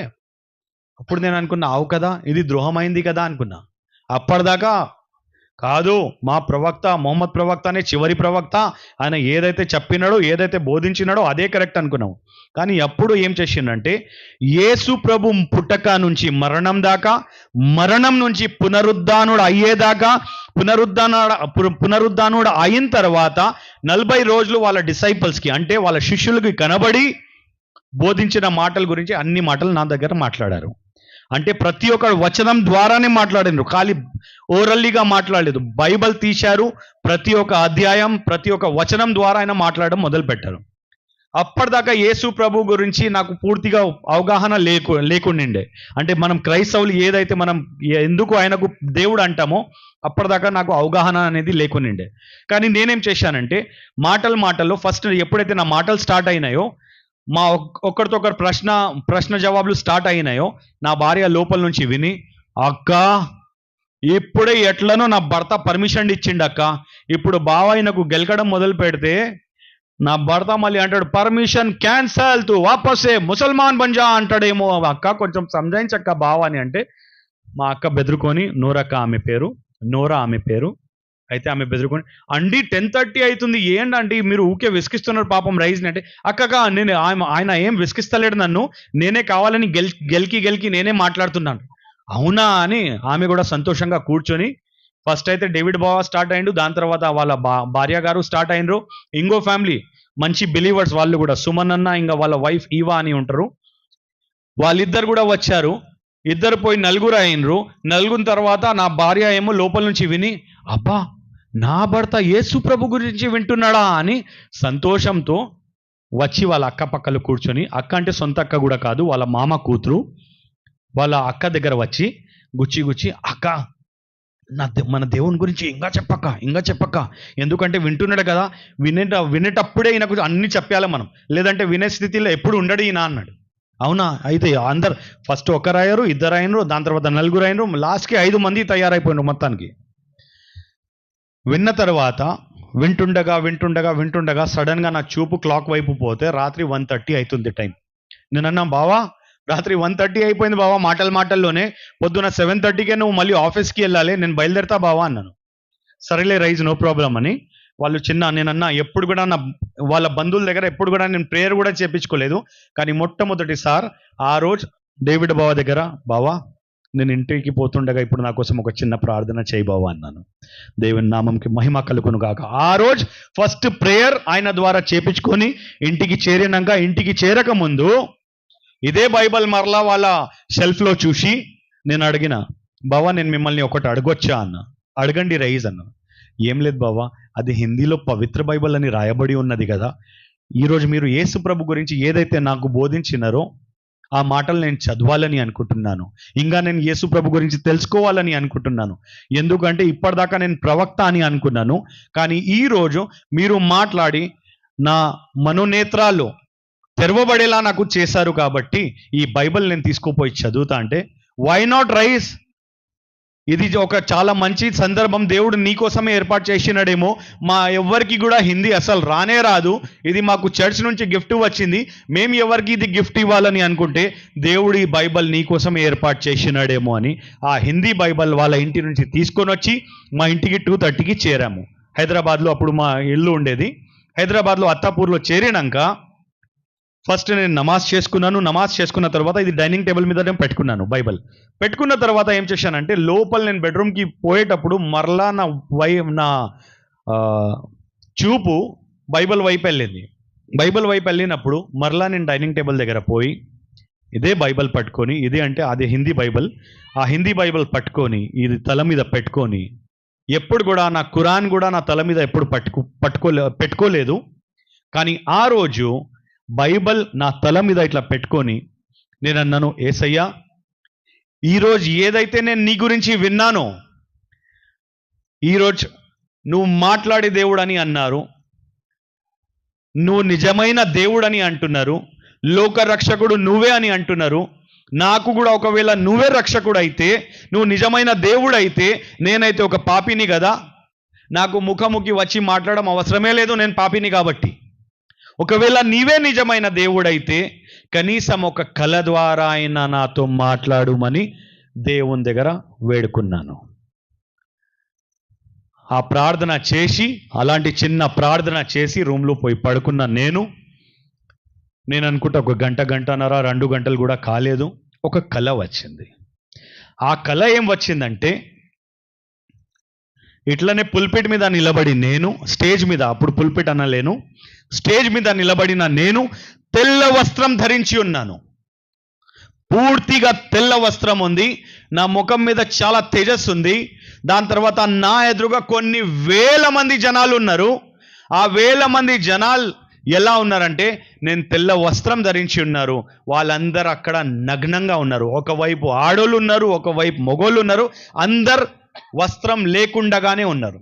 నా ముందల వాళ్ళు పాపం చేస్తుంటే స్టేజ్ మీద నుంచి దిగి వాళ్ళ మధ్యలో నేను పోయి, మనం దేవుని సన్నిధిలో ఉన్నాము, మీరు ఏం చేస్తున్నారు, మీకు కనీసం అర్థం అవుతుందా అంటే వాళ్ళు నాకు దొబ్బితే నేను కింద పడిపోయాను. కింద పడిపోతే మరలా తిరిగి లేచి వాళ్ళని విడగొడుతుంటే మరలా నన్ను దొబ్బిండ్రు, మరలా కింద పడ్డాను. మరలా నేను తిరిగి వాళ్ళని విడగొడుతుంటే జనాలు ఒకరితో ఒకరు మాట్లాడుకొని ఏమంటున్నారంటే, ఈ రైజ్ వినేలా లేడేమో, మనం ఏదైతే చేస్తున్నామో చేయనయ్యాడేమో, వీనికి చంపేయండి అని అన్నారు. వాళ్ళ చేతులలో కట్టలు, కర్రేలు, కత్తిలు ఏదైతే వాళ్ళ చేతిలో వచ్చినాయో అవన్నీ తీసుకొని నన్ను తరమడం మొదలుపెట్టారు. నన్ను తరమడం మొదలు పెడితే నేను ఉరుకుతుండగా నా బాడీ మొత్తం చెమటలు కారిపోతున్నాయి. ఆ చెమటలు కారిపోతుంటే సడన్ గా లేచి చూస్తే ఏసీలో పడుకున్న నేను నిజంగా బాడీ మొత్తం చెమటలు ఉన్నాయి. నేనన్నా, దేవా మైతో తెరేకు ఖాబ్ మే బాత్ కరో బోలా, అంటే నేనైతే నువ్వు నాతో మాట్లాడుమన్నా నా కలలో, నువ్వైతే డైరెక్ట్ ఏకంగా బెదిరించేసినావు. ఇదేంట్రా భయ్, ఒక్కసారి మాట్లాడమంటే డైరెక్ట్ బెదిరించేసినావు ఏం దేవా నాకు, దీని అర్థం ఇప్పుడు నేను ఏం చేసుకోవాలి? ఏం అర్థమైందంటే నాకేం అర్థం కాలేదు. బుర్రా మొత్తం అప్పుడు బ్లాక్ అయిపోయి పొద్దున లేచి మరలా ఏం చేసిన అంటే డేవిడ్ బావాకి ఫోన్ చేశాను. బావా ఒక 5 minutes ఫ్రీ ఉన్నావా అన్న. రైజ్ నేను ఆఫీస్కి ప్రయాణంలో ఉన్నాను, కాసేపు తర్వాత నేను ఆఫీస్కి రీచ్ అయినాక ఫోన్ చేస్తానన్న. సరే అన్నాను. లోపల నుంచి రగులుతుంది, ఇంకా ఎవరిని ఫోన్ చేయాలి, అప్పుడే గుర్తుకొచ్చింది, డేవిడ్ సుమన్ అన్న ఉన్నాడు కదా, ఆయనకు ఫోన్ చేద్దామని ఫోన్ చేశాను. ఆయన కారు నుంచి, ఆయన కూడా ఒక డిఆర్డిఏలో పనిచేసే ఆయన, మంచి పోస్ట్ అయినది, నియర్లీ నేను అనుకుంటా సైంటిస్ట్ పోస్ట్ అయినది. అయితే ఆయన కారులో పోతుండగా ఆయనకు ఫోన్ చేస్తే బ్లూటూత్ ఆన్ చేసి, చెప్పు రైజ్ అన్నారు. సుమన్ అన్న ఆర్ యూ ఫ్రీ అన్నాను. చెప్పు రైజ్, ఏం విషయం అంటే, ఏం లేదన్నా అంటే వాళ్ళ పక్కలో వాళ్ళ భార్య కూడా కూర్చునింది కారులో. బ్లూటూత్ ఆన్ చేస్తే కారు మొత్తం వినబడుతుంది. అయితే బ్లూటూత్ ఆన్ చేసి డ్రైవ్ చేస్తుండగా నాతో మాట్లాడుతున్నాడు. నేనన్నా, సుమన్ భాయ్ నేను ఇట్లా రాత్రి బైబిల్ తీసుకొని పోయాను కదా, ప్రార్థన చేసుకుని పడుకుంటే నాకు ఇలా కళ వచ్చింది, దాని అర్థం ఏమిటో అర్థం కాలే, బుర్ర పాడైపోయింది నాది అన్న. ఆ మాట విన్న యువబాబి ఎవరైతే వాళ్ళ భార్య గారు ఉన్నారో, అండి ఈయన తెల్ల వస్త్రం ధరించి ఉన్నాడంటే ఈయన రక్షింపబడ్డాడు. ఎవరైతే నగ్నంగా ఉన్నారో జనాలు, వాళ్ళు ఇంకా రక్షణలు లేరు కాబట్టి వాళ్ళు నగ్నంగా ఉన్నారు. ఈయన తెల్ల వస్త్రం ధరించి ఉన్నాడు కాబట్టి ఈయన రక్షింపబడ్డాడు. God is working on him అండి. అంటే అప్పట్లో మన ఫేమస్ ఒక టాక్ ఉండేది. అంటే మీ అందరికీ తెలియదు, నాకైతే తెలుసు. కర్నూలులో అప్పుడు మా తుర్కోల మధ్యలో మేము మాట్లాడుకున్నప్పుడు ఇక్కడ ఉన్న తుర్కోలు కూడా అంటుండే ఆ మాట. ఏంటంటే, ఈ క్రైస్తవులకి పని పాట అనేది ఉండదు. ఎప్పుడు చూసినా వాళ్ళ దేవుని గురించి మాట్లాడి గ్యాలమేసి గుంజే రకం వాళ్ళు అన్నారు. ఏమంటారు? గ్యాలమేసి గుంజే రకం అన్నారు. ఆ మాట నాకు స్ట్రైక్ అయింది. ఎప్పుడైతే సుమన్ అన్న వాళ్ళ ఇవ్వ బాబి వాళ్ళ భార్య ఇద్దరను, రహీజ్ నువ్వు తెల్ల వస్త్రం ధరించి ఉన్నావు అంటే God is working on you, దేవుడు నీ పట్ల కార్యం చేస్తున్నాడు, నువ్వు రక్షింపబడ్డావు. ఎవరైతే నగ్నంగా ఉన్నారో వాళ్ళు రక్షణలు లేరు కాబట్టి, వాళ్ళు నీ కుటుంబ సభ్యులు కావచ్చు, ఇతరులు కావచ్చు, రక్షణలు లేని వారు కూడా కావచ్చు, నామకర్ద క్రైస్తవులు కూడా కావచ్చు అన్నారు. అప్పుడు నాకు స్ట్రైక్ అయ్యి, ఓహో కర్నూలు ఆ టాక్ విన్నా కదా, ఇప్పుడు ఈయన కూడా నాకు గుంజాలని అనుకుంటున్నాను. ఆ గాల్యం ఈ గ్యాలంకి నేను ఇంత పెద్ద చేప పడదు అని వీనికి తెలియదు అని లోపల అనుకుంటున్నా. అవునా, థ్యాంక్ యూ సుమన్ అన్న అని ఫోన్ పెట్టేసిన తర్వాత ఇప్పుడు ఎవరిని అడగాలంటే సాయంత్రం మరలా మా బావాకి ఫోన్ చేసి, బావా ఇప్పుడైనా ఫ్రీ ఉన్నా, అరే సారీ రైజ్ నువ్వు అప్పుడు నాకు ఫోన్ చేసినావు, నేను మర్చిపోయినా, ఆఫీస్లో పని ఉండి అంటే. నేనన్నా బావా ఇట్లా జరిగింది సంగతి, ఇట్లా డ్రీమ్ వచ్చింది, దాని అర్థం ఏమిటంటే, ఆయన కూడా సేమ్ సుమన్ అన్న మాట్లాడినట్టే మాట్లాడిండు. మాట్లాడితే నేను అనుకున్నా, ఓహో సుమన్ అని చెప్పింటాడు డేవిడ్ బావాకి. డేవిడ్ అన్నా నేను ఇట్లా చెప్పిన రైజ్ని, నువ్వు కూడా ఇట్లనే చెప్పు, ఆయన క్రీస్తులో వచ్చేస్తాడేమో. మరలా నేనేం చేసిన, సరే బావా నేను మీ ఇంటికి వస్తున్నా అని వాళ్ళ ఇంటికి పోయాను. ఇంటికి పోయిన తర్వాత ఆయనకు చెప్పకూడదని డైరెక్ట్గా చెప్పలేదు. బావా ఇప్పుడు మనం పోదాం ఆమె పాస్టర్ దగ్గర అని ఆయనతో పాటు వెళ్ళిపోయాను పాస్టర్ దగ్గర పోతే పాస్టర్ కూడా సేమ్ అదే ఆన్సర్ ఇస్తున్నారు. నేను షాక్ అయ్యాను, ఇదేంటబ్బా, సుమన్ అన్న అదే ఆన్సర్ ఇచ్చిండు, డేవిడ్ బావా అదే ఆన్సర్ ఇచ్చిండు. ఇప్పుడు వాళ్ళ పాస్టర్ అంటే ఇద్దరు కలిసి, ఇద్దరు కన్నా ముగ్గురు ఇంకా మేలు మనం అని ముగ్గురు కలిసి నాకు గ్యాలం వేస్తున్నారేమో. ఓహో ఎలా అయితే వీళ్ళ దేవుడు ట్రినిటీ కదా, త్రియేక దేవుడు కదా, అట్లనే వీరు ముగ్గురు కలిసి నాకు గ్యాలం వేస్తున్నారు. కొడుకులారా మిమ్మల్ని చూసుకుంటా ఉండండి అని కామ్గా అక్కడి నుంచి వెళ్ళిపోయాను. అంటే సారీ ఎవరైనా వింటున్నారంటే, అక్కడి నుంచి వెళ్ళిపోయిన తర్వాత మరలా ఏం చేశానంటే, నెక్స్ట్ డే లేచినాక నేను అనుకున్నా, ఈ క్రైస్తవులకి మనం ఎందుకు అడగాలి, ఇంత పెద్ద పెద్ద మౌలానాలు ఉన్నాయి మన దగ్గర. అంటే మస్జిద్లో ఎవరైతే మన చర్చ్లో ఎలా అయితే పాస్టర్స్ ఉంటారో, మస్జిద్లో నమాజ్ చేయించేటోళ్ళకి మౌలానా అంటారు, మౌల్వి అంటారు. అయితే నేనేమనుకున్నా అంటే, ఆ మౌలానా దగ్గర పోయి అడుగుదాం నా కళ గురించి అనుకున్నా. నా కళ గురించి ఒక మౌలానా దగ్గర, ఒక మస్జిద్కి పోయాను. మౌలానా దగ్గర అవన్నీ పట్టించుకోకూడదు రైజ్ బాయ్ అన్నాడు. ఇదేంట్రా బాయ్ ఇంత లైట్గా తీసుకుంటున్నాడు ఈయన అనుకున్నాను. మరలా ఇంకో మస్జిద్కి పోయాను. అట్లా చేస్తూ ఒక వారంలో దగ్గర 20 మస్జిద్లు తిరిగాను. 20 మస్జిద్లో తిరిగితే ప్రతి ఒక్క మౌలానాది ఆన్సర్ వేరే అంటే 20 మౌలానా 20 సపరేట్ ఆన్సర్, అంటే వేరే ఆన్సర్సే ఉన్నాయి ప్రతి ఒక్కరిది. ఏ ఒక్కరిది ఆన్సర్ ఇంకొకరితో మ్యాచ్ అవ్వట్లేదు. సరేలే, నా భార్యకి తెలియకుండగా, సుమన్ అన్నకి తెలియకుండగా, డేవిడ్ బావాకి తెలియకుండగా, వాళ్ళ పాస్టర్కి కూడా తెలియకుండగా నేనే పోతా ఇప్పుడు వేరే పాస్టర్ దగ్గర అనుకున్నాను. హైదరాబాద్ సికింద్రాబాద్లో ఉన్న పెద్ద సంఘాలకి పోయి పెద్ద పాస్టర్స్ని కలిసి నా కళ గురించి చెప్తే, ఒక పాస్టర్ గారు ఎంత స్పష్టంగా ఫస్ట్ పాస్టర్ గారు చెప్తాను. ఆ పాస్టర్ గారు ఏమన్నారంటే, రైస్ బై మీరు స్టేజ్ మీద తెల్ల వస్త్రం ధరించి నిలబడి ఉన్నారు, ఎవరైతే నీ ఎదురుగా జనాలు ఉన్నారో వాళ్ళు నగ్నంగానే ఉన్నారా? అవును నగ్నంగానే ఉన్నారు. అంటే వాళ్ళు పాపంలో ఉన్నారా? పాపం చేస్తున్నారా మీ ఎదురుగా? అవును పాపం చేస్తున్నారు.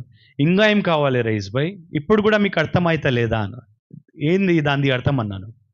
రైస్ బై మీరు తెల్ల వస్త్రం ధరించి ఉన్నారు కాబట్టి మీరు రక్షింపబడ్డారు.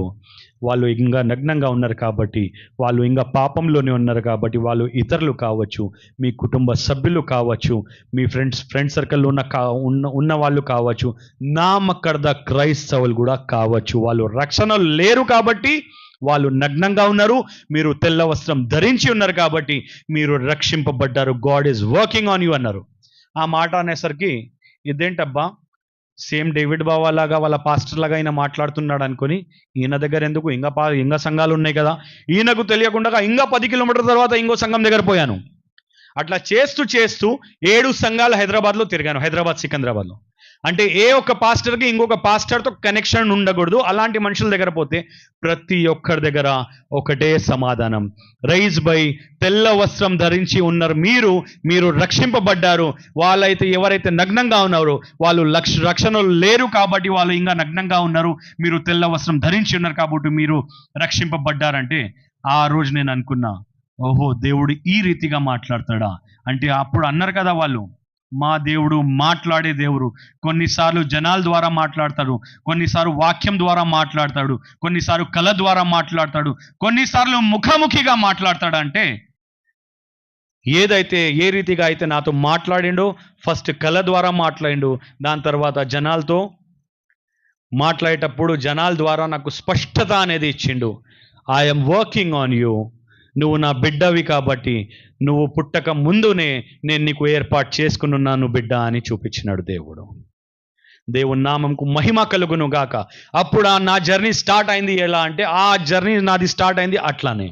దాని తర్వాత నేనేం చేశానంటే, వీళ్ళ దగ్గర తీసుకోపోయిన బైబిల్ ఏం చేశానంటే, వాళ్ళు ఏం చెప్పారంటే, యేసు ప్రభు గురించి పూర్తిగా నీకు అవగాహన రావాలంటే, మీకు పూర్తిగా తెలుసుకోవాలని అనుకుంటే మొట్టమొదటిగా కొత్త నిబంధన అనేది చదువు అన్నారు. అయితే నేనేం చేశాను, వారం లోపలనే కొత్త నిబంధన మొత్తం అయిపోగొట్టిన తర్వాత డిసైడ్ అయిపోయి ప్రార్థనలు పెట్టి, అంటే నేను అల్లాదిగా అప్పుడు కూడా నమాజ్ చేస్తూనే ఉన్నా. లాస్ట్కి ఎప్పుడైతే దేవుడు నిజంగా కాదు, యేసు ప్రభు తప్ప ఈ ప్రపంచంకి లోక రక్షకుడు ఎవరు లేరని ఎప్పుడైతే తెలుసుకున్నానో ఆ రోజు నుంచి నమాజ్ మానుకొని నా భార్యకి ఆ రోజు డిసిషన్ ఇచ్చాను. ఏంటంటే, సోనా నేను రక్షింపబడ్డాను, నేను బ్యాప్టిజం తీసుకోవాలని అనుకుంటున్నాను అనేసరికి నా భార్య షాక్. ఏంటండి ఇన్ని షాక్ల మీద షాక్లు ఇస్తున్నారు, నిజంగా అంటున్నారా మీరు అనేది. అవును సోనా, నేను బ్యాప్టిజం తీసుకోవాలని అనుకుంటున్నా త్రియేక దేవుని నామంలో అంటే. అవునా అంటే వాళ్ళ బంధువులకి అందరికీ ఫోన్లు చేసి వాళ్ళ బంధువులు అన్నారు, అంటే ఇదే నోరక్క క్లారక్క మన కర్నూలులో ఉన్న వాళ్ళు కూడా, రైజ్ ఎప్పుడైతే రెడీ ఉన్నాడో నువ్వు ఎందుకు వెనక అడుగు వేస్తున్నావు చిన్న, ఎందుకంటే దేవుడు ఆయన పట్ల ఏర్పాటు చేసి ఉన్నాడు కాబట్టి let him do what he want. ఎందుకంటే దేవుణ్ణి తెలుసుకున్నాడు, సొంత రక్షకుడుగా అంగీకరిస్తున్నాడు కాబట్టి ఆయన నామంలో ఆయన బ్యాప్టిజం తీసుకోవాలని అనుకున్నప్పుడు నువ్వు వెనక అడుగు ఎందుకు వేస్తున్నావు అంటే, అప్పుడు మేము డేట్స్ డిసైడ్ చేసుకొని ఉపవాస ప్రార్థన పెట్టడం మొదలుపెట్టాము. 3 దినాలు ఉపవాస ప్రార్థన, మార్చ్ 11, 12, 13. ఆ 3 దినాలు మార్చ్ 11, 12, 13, 2020 ఉపవాస ప్రార్థన పెట్టుకున్నాం. ఫస్ట్ డే మంచి జరిగింది, సెకండ్ డే మంచి జరిగింది. 3వ దినం ఏం జరిగిందంటే, నా లైఫ్లో రాత్రి 12:30 అయిపోయింది. మేము ఉపవాసంలో ఉన్నాం, ప్రార్థన చేసుకుంటూ నా భార్య సడన్గా క్లాక్ వైపు చూసి, అండి 12:30 అవుతుంది, మనం పోయి పడుకుంటే పొద్దున్న మనం బ్యాప్టిజంకి వెళ్ళాలి కదా, జల్దీగా వెళ్ళేది ఉంటుంది మనకు అంటే, సరే నువ్వు పోయి లోపల పడుకొని నేను కాసేపు బైబిల్ ధ్యానిస్తానన్నాను.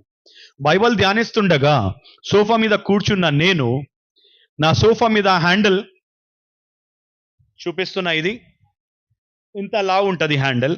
ఆ హ్యాండిల్ మీద నా మొబైల్ ఎగ్జాక్ట్గా ఇట్లా మధ్యలో పెట్టి ఉన్నాను. హాయిగా ఆనుకొని కూర్చొని బైబిల్ చదువుతుండగా సడన్గా ఒక ఆలోచన వచ్చింది. ఏంటంటే, అప్పటి నుంచి బైబిల్ చదువుతున్నా కదా, ఒక్కసారి Facebook, WhatsApp, Twitter, Instagram check చేద్దామని మొబైల్ పట్టుకొని జస్ట్ ఇట్లా ఆపరేట్ చేయడానికి పోయినాను. లోపల నుంచి ఒక గద్దెంపు వచ్చింది, రైస్ నువ్వు వాక్యం చదువుతుండగా సాతాన్ని చోటు ఎలా ఇస్తావు రైస్ అని.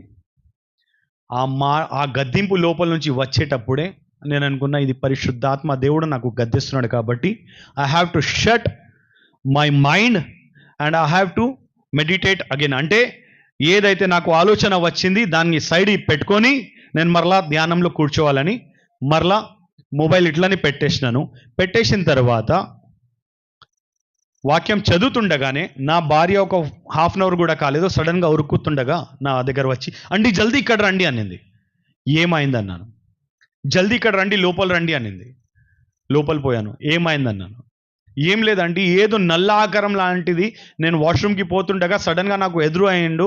దాని తర్వాత మరలా నేను వచ్చి అట్లనే ఏమో నా ఊహ అనుకున్నా, బెడ్ మీద వచ్చి పడుకున్నప్పుడు సడన్గా చూస్తే నా పక్కలోనే అది నల్ల ఆకారం లాంటిది ఒక పెద్దది కనిపిస్తుందండి. అంటే అవునా అని సరే అని ఆమె తల మీద చేతి పెట్టి మరలా ఇంకో మాట ఏమనిందంటే, నీ దగ్గర రావడానికి నాకు 5 నిమిషాలు పడింది, ఇక్కడ నుంచి ఇక్కడ రావడానికి 5 నిమిషాలు పడింది ఆమెకు.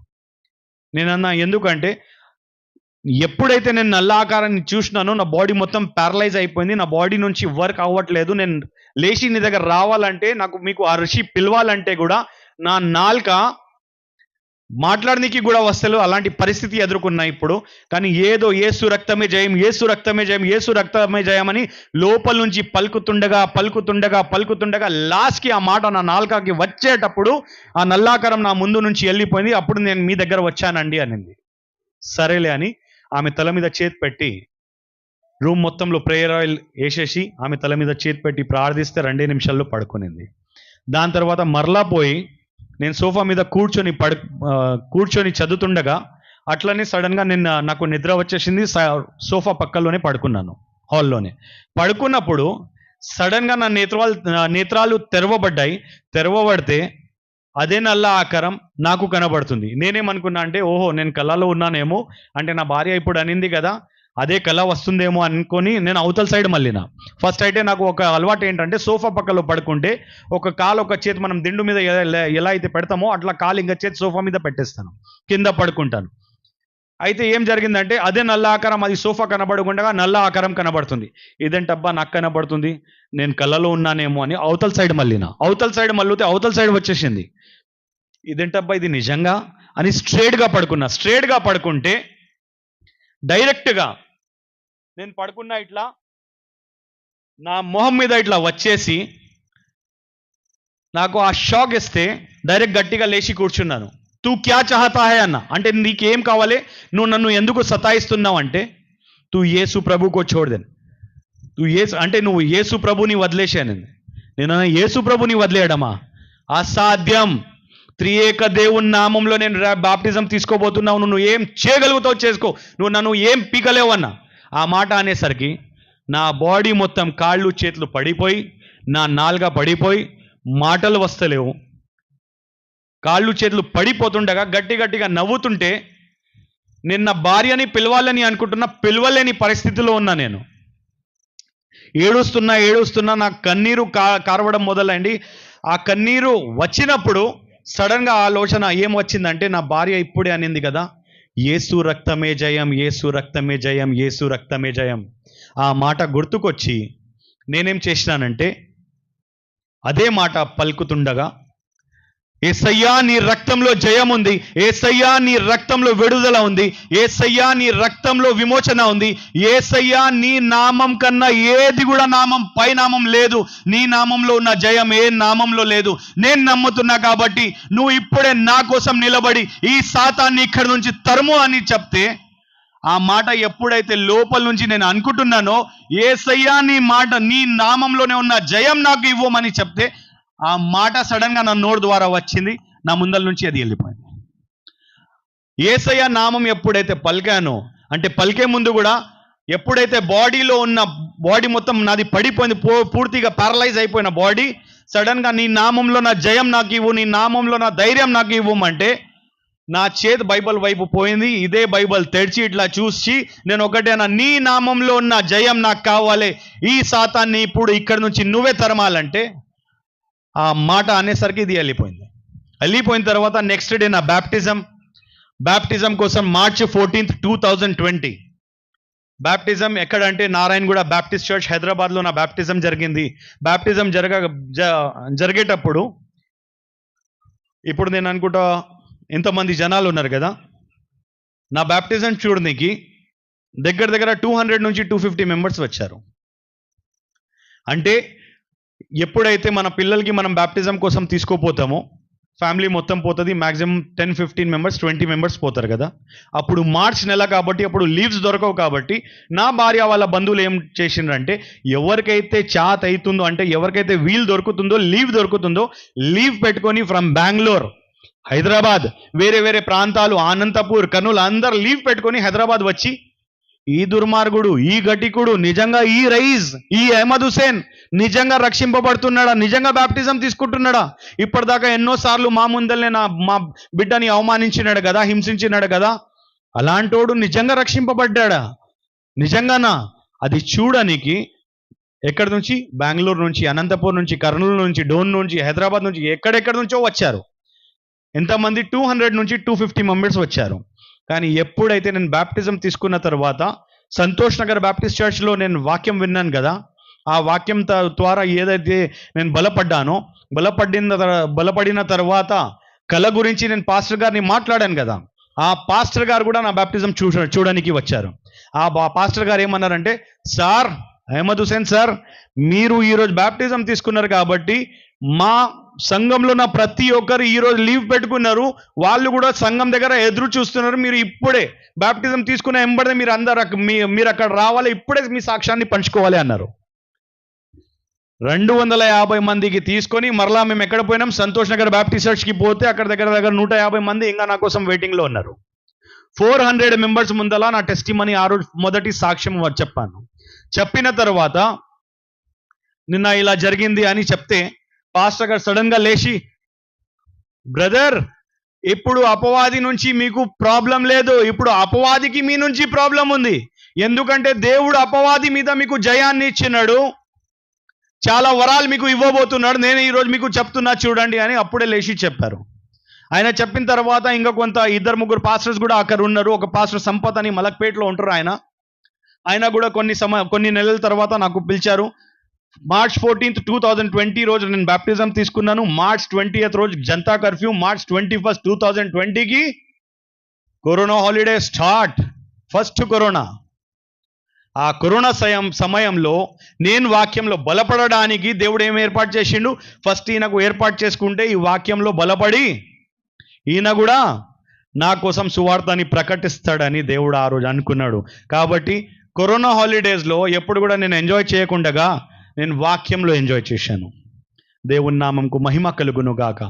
ఆ కరోనా సమయంలో నేను వాక్యంలో బలపడిన తర్వాత ఎప్పుడైతే సెకండ్ వేవ్ కరోనా కంప్లీట్ అయిందో దాని తర్వాత ఒకటి తర్వాత ఒకటి చాలా మంది సంఘాలు నాకు పిలవడం స్టార్ట్ చేసిన తర్వాత దానిలో ఒక పాస్టర్ సంపత్ గారు ఫ్రమ్ మలక్పేట్, ఆయన సంఘంకి పోయినప్పుడు ఏం సంఘటన నా జీవితంలో జరిగిందంటే,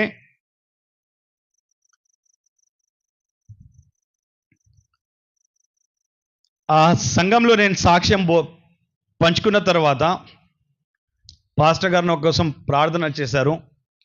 ప్రార్థనలో దేవుడు ఆయనకు బయలుపరిచిన కొన్ని మాటలు ఆయన నాకు పంచుకున్నారు. ఏమని చెప్పారంటే, సార్ నేను మీకు కొన్ని మాటలు మీకు చెప్పబోతున్నాను, అది నా తరపు నుంచి కాదు, దేవుడు నాకు బయలుపరిచినాడు. ఆయన చాలా మంచి మినిస్ట్రీ, ఆయనది ప్రొఫెసీ చేసే మినిస్ట్రీ. అయితే ఆయన అన్నారు, నేను ఏదైతే మీకు ఇప్పుడు చెప్పబోతున్నానో మీకు చాలా కఠినంగా ఉండొచ్చు, మీ సాక్ష్యం విన్న తర్వాత నాకు చాలా సంతోషం అనిపించింది. అప్పుడే మీకోసం ప్రార్థిస్తే దేవుడు మాట్లాడిన కొన్ని మాటలు, నాకు బయలుపరిచిన మాటలు ఇప్పుడు మీకు చెప్పబోతున్నాను. మీరు దాని మీద ఆ మాట విన్న తర్వాత నా మీద కోపపడకండి అంటే, నేను అన్నాను, పాస్టర్ గారు నేనెందుకు కోపపడతానన్నాను. ఆయన ఏమన్నారంటే, సార్ మీకు 8 షోరూమ్స్ ఉన్నాయి కదా సార్. అవును ఉన్నాయి సార్ అని. 3 పెద్ద కార్లు ఉన్నాయి కదా సార్. అవును ఉన్నాయి అన్న. సార్ చాలా భూములు ఉన్నాయి కదా సార్ మీకు. అవును ఉన్నాయి అన్న. కొన్ని లక్షలు ఉన్నాయి కదా సార్ బ్యాంకులో మీకు. అవును ఉన్నాయి అన్న. ఏదైతే ఈరోజు మీ దగ్గర ఉందో ఇవన్నీ మీరు పోగొట్టుకుంటారు అన్నారు. ఆయన చెప్పిన తర్వాత నేను అనుకున్నా, ఈ పాస్టర్కి బుద్ధి అనేది లేదు, నాకు జస్ట్ మెల్ట్ చేయడానికి నా దగ్గర నుంచి ఏదైనా పైసలు నాకు రావాలని అనుకుంటున్నాడేమో. దాని తర్వాత ఇంకో మాట ఆయన ఏమన్నారంటే, బ్రదర్ ఇప్పుడు ఏదైతే మేము చెప్పబోతున్నానో అది ఇంకా కఠినంగా ఉందన్నారు. చెప్పండి సార్ అన్నారు.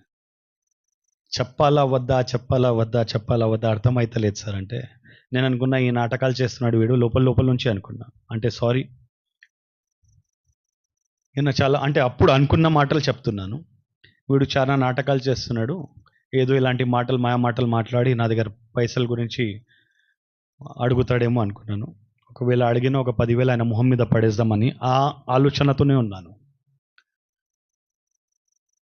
అయితే ఆయన చెప్పిన మాట ఏంటంటే, నెక్స్ట్ మాట, సార్ మీ దగ్గర ఉన్న ఆస్తి, మీ దగ్గర ఉన్న అంతస్తు, మీ దగ్గర ఉన్న షోరూమ్స్, మీ దగ్గర ఉన్న బ్యాంక్ బ్యాలెన్స్, మీ దగ్గర ఉన్న భూములు అన్నీ మీ చేతి నుంచి వెళ్ళిపోతాయి సార్ అన్నారు. అది ఇప్పుడే అన్నారు కదా సార్. ఇంకో మాట ఇప్పుడు ప్రకటిస్తున్నా వినండి సార్ అన్నారు. సార్, మీ కమ్యూనిటీ వాళ్ళు మీకు ఎదురుగా అయిపోతారు, మీకు అంటే ఆపోజిట్ అయిపోతారు, మీకు అగెయిన్స్ట్గా అయిపోతారు, మీకు విరోధంగా అయిపోతారు.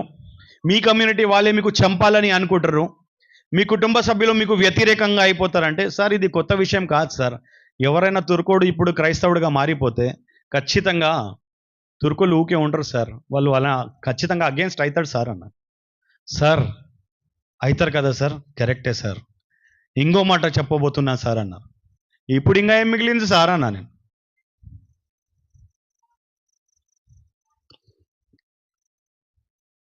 ఆయన ఏం మాట అన్నాడంటే, సార్ మీరు మీ భార్య ఇంకా మీ కొడుకు గురించి గర్వంగా చెప్తున్నారు కదా సార్, లాస్ట్కి మీ భార్య మీ కొడుకు కూడా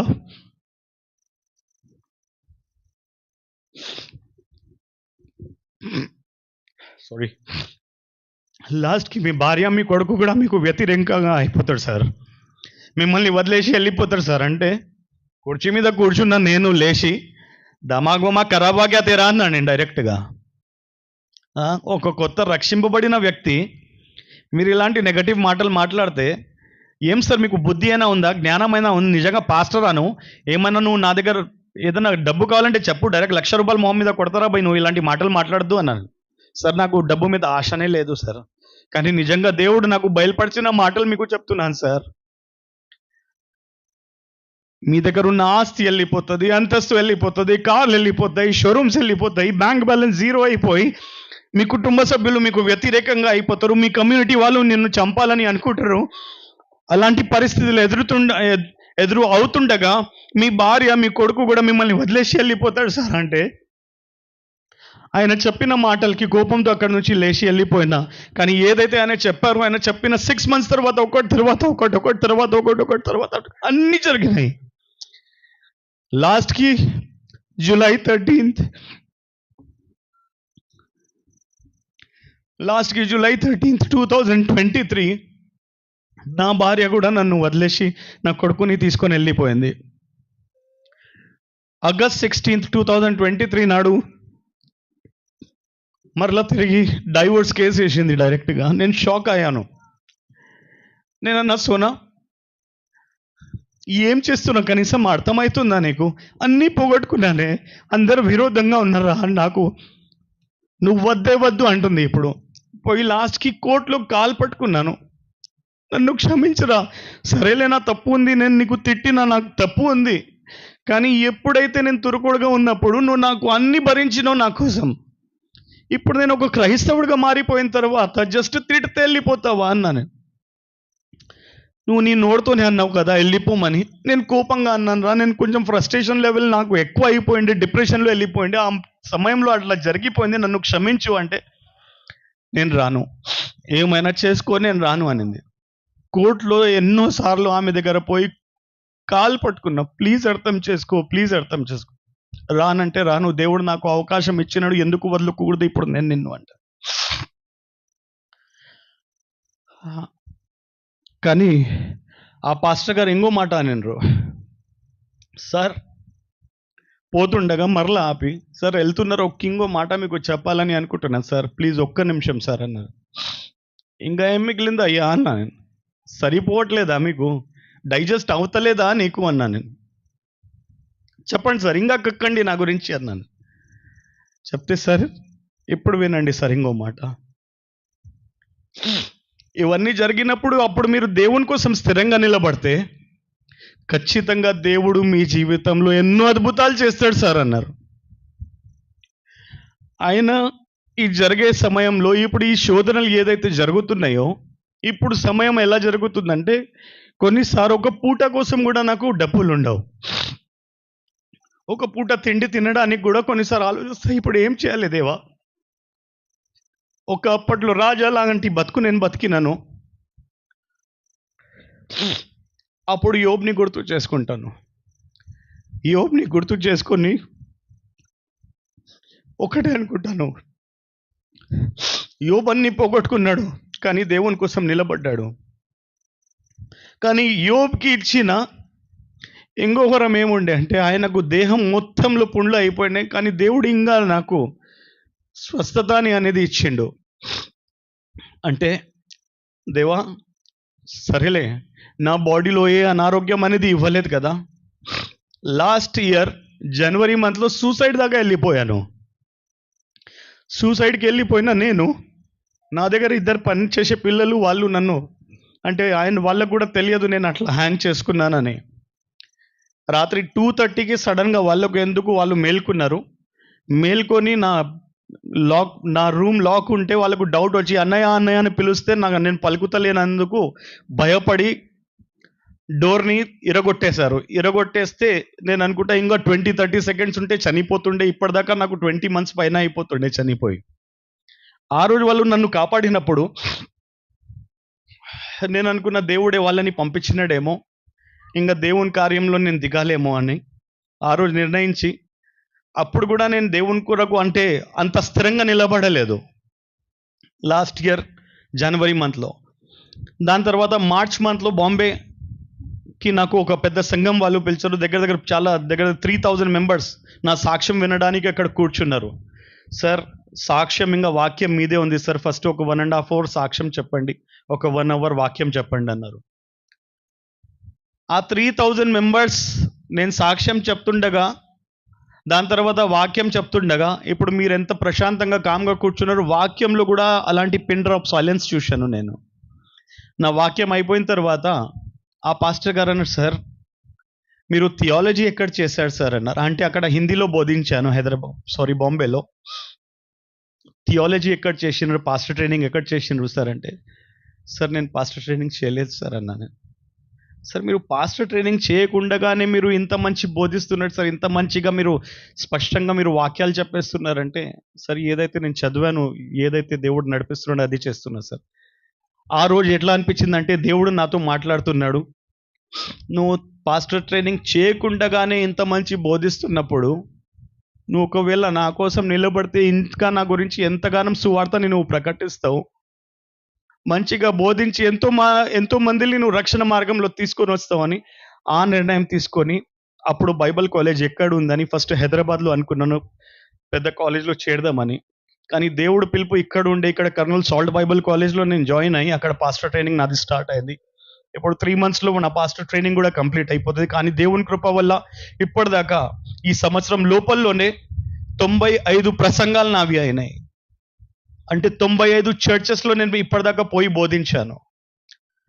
నేను అనుకున్న, దేవా బోధించడం అంటే ఏదైనా పాస్టర్ బోధిస్తారు, నాకు సువార్త అంటే ఇష్టమని ప్రార్థన చేస్తుండగా దేవుడు నాకు ఏం చేసిందంటే, ఇదే సంవత్సరం లోపల్లోనే ఒక 3-4 months బిఫోరే ఒక కళ వచ్చింది నాకు. ఆ కళ ఏం వచ్చిందంటే, హైదరాబాద్ ఓల్డ్ సిటీ తుర్కోళ్ళ మధ్య అంటే ముస్లిమ్స్ మధ్యలో నేను పోయి సువార్తని ప్రకటిస్తున్నానని ఒక కళ వచ్చింది, డ్రీమ్. ఆ డ్రీమ్ వచ్చినప్పుడు ఫస్ట్ టైం లైట్గా తీసుకున్నాను. మరలా అదే వారంలో సేమ్ డ్రీమ్ వచ్చింది. డ్రీమ్ వచ్చినప్పుడు లైట్గా తీసుకున్నాను. మరలా 3వ అదే డ్రీమ్ వచ్చింది. నేను అనుకున్నా, దేవా మరలా నువ్వు ఒకటే కళ ఎందుకు చూపిస్తున్నావు, దాని అర్థం ఏమిటి? ప్రార్థన చేసుకుంటే విధేయత గురించి వచ్చింది. ఏమంటే అబ్రహాంకి దర్శనం వచ్చినప్పుడు అబ్రహాం ఒక క్షణం కూడా ఆలోచించకుండా ఇసాక్ని బలి ఇవ్వడానికి రెడీ అయిండు. కానీ నాకు జస్ట్ సువార్త ప్రకటించమంటే నేను ముస్లిమ్స్కి బెదురుకొని నేను ఇక్కడ ఉన్నాను.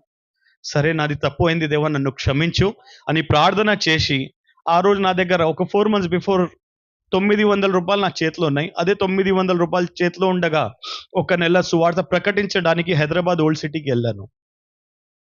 ఇక్కడ నుంచి పోయే ముందు ఒక పాస్టర్ గారు, ఆయన పేరు చెప్పాను ఎందుకంటే ఎవరి పేరు నాకు చెడగొట్టడానికి ఇష్టం ఉండదు. ఆ పాస్టర్ గారిని నేను ఫోన్ చేశాను, పాస్టర్ గారు నేను ఇట్లా వస్తున్నా అంటే ఆయన చాలా సంతోషపడి, బ్రదర్ మీరు ఇక్కడ సువార్త ప్రకటించడానికి వస్తున్నారు ముస్లిమ్స్ మధ్యలో అంటే మా టీం కూడా మీతో పాటు వస్తామన్నారు. చాలా సంతోషపడ్డాను. అరే ఒక సహవాసం దొరుకుతుంది కదా నాతో పాటు ఆ టీం మెంబర్స్ కూడా ఉంటే అందరు కలిసి మేము సువార్తని ప్రకటిస్తాం కదా అనుకున్నాను. హైదరాబాద్ చేరిన తర్వాత ఎవరైతే పాస్టర్ గారు నాకు ప్రామిస్ చేశారో కి I and my team will be with you, అక్కడ పోయిన తర్వాత నేను సువార్త ప్రకటించాను. 27 days దాకా నా ఫోనే ఎత్తలే ఆ పాస్టర్ గారు. హైదరాబాద్లో ఉన్న నేను సువార్త ప్రకటించేటప్పుడు ఫస్ట్ 3 days ఏం చేశానంటే, ఏదైతే ఏరియాస్ దేవుడు నాకు చూపించినాడో ఆ ఏరియాస్లో పోయి, అన్ని ఓల్డ్ సిటీలో ఏరియాస్లో పోయి ప్రార్థనలతో కంచె వేశాను. 4వ దినం నేను సువార్త ప్రకటించడం మొదలుపెట్టాను. 5వ దినం సువార్త ప్రకటించేటప్పుడు మార్నింగ్ 7:30కి నేను బయలుదేరుతుండే, ఒక్కరినే పోతుండే. సువార్త అంటే ప్యాంప్లెట్స్ తీసుకొని నేను పోకుంటుండే. Direct 1-on-1 face to face ఏదైతే వాళ్ళకు డౌట్స్ ఉన్నాయో నేను చెప్తుండే వాళ్ళకు. యేసు ప్రభు గురించి ఏదైతే వాళ్ళు ఇప్పటిదాకా తప్పు అవగాహనలో ఉన్నారో, ఆయననే లోక రక్షకుడు అని సువార్తని ప్రకటిస్తుండే నేను.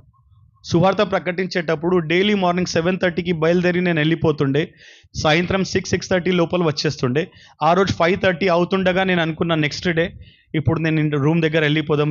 రూమ్ కోసం అంటే మీరు అనుకుని ఉంటారు 900 రూపీస్లో మీకు రూమ్ కూడా దొరికేసిందంటే దేవుని కృప వల్ల నా దగ్గర పనిచేసే అబ్బాయి దగ్గరనే నేను పోయి పడుకున్నాను. కానీ ఆయనకు నా ఫ్రెండ్ అని పిలుచుకుంటాను నేను. ఆయన దగ్గర పోయి నేను వానికి అడిగిన, అరే నేను వచ్చి నీ దగ్గర ఉంటే నో ప్రాబ్లమా అంటే, అన్నయ్య నేను చిన్న ఉన్నప్పుడు ఈ అబ్బాయి ఉన్నాడు, అప్పటి నుంచి నా దగ్గరనే ఉన్నాడు ఆ అబ్బాయి. ఇప్పుడు ఆయనకు దగ్గర దగ్గర 33 ఇయర్స్ అబ్బాయికి. ఇప్పుడు ఆయన అన్నాడు, అన్నయ్య చిన్నప్పటి నుంచి నువ్వు నన్ను సాకినావు కదా అన్నయ్య, నా దగ్గర ఉండనీకి నేను కాదంటానా అన్నయ్య అన్నాడు.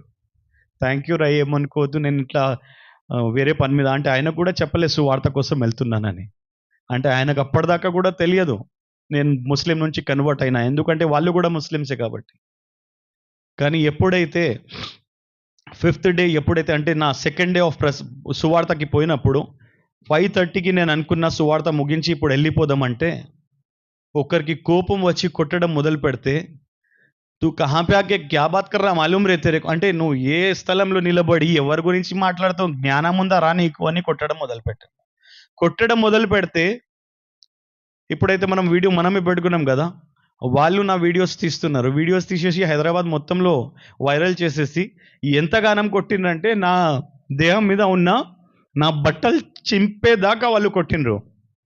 షర్ట్ చినిగిపోయింది, ప్యాంట్ చినిగిపోయింది, మొహం నుంచి రక్తం రావడం మొదలైంది, వీపు మీద ఇంత పెద్ద గడ్డ అయిపోయిండే, కాళ్ళు చేతులు ఫ్రాక్చర్ అయిపోయిండే, అంత ఘోరంగా కొట్టిండ్రు.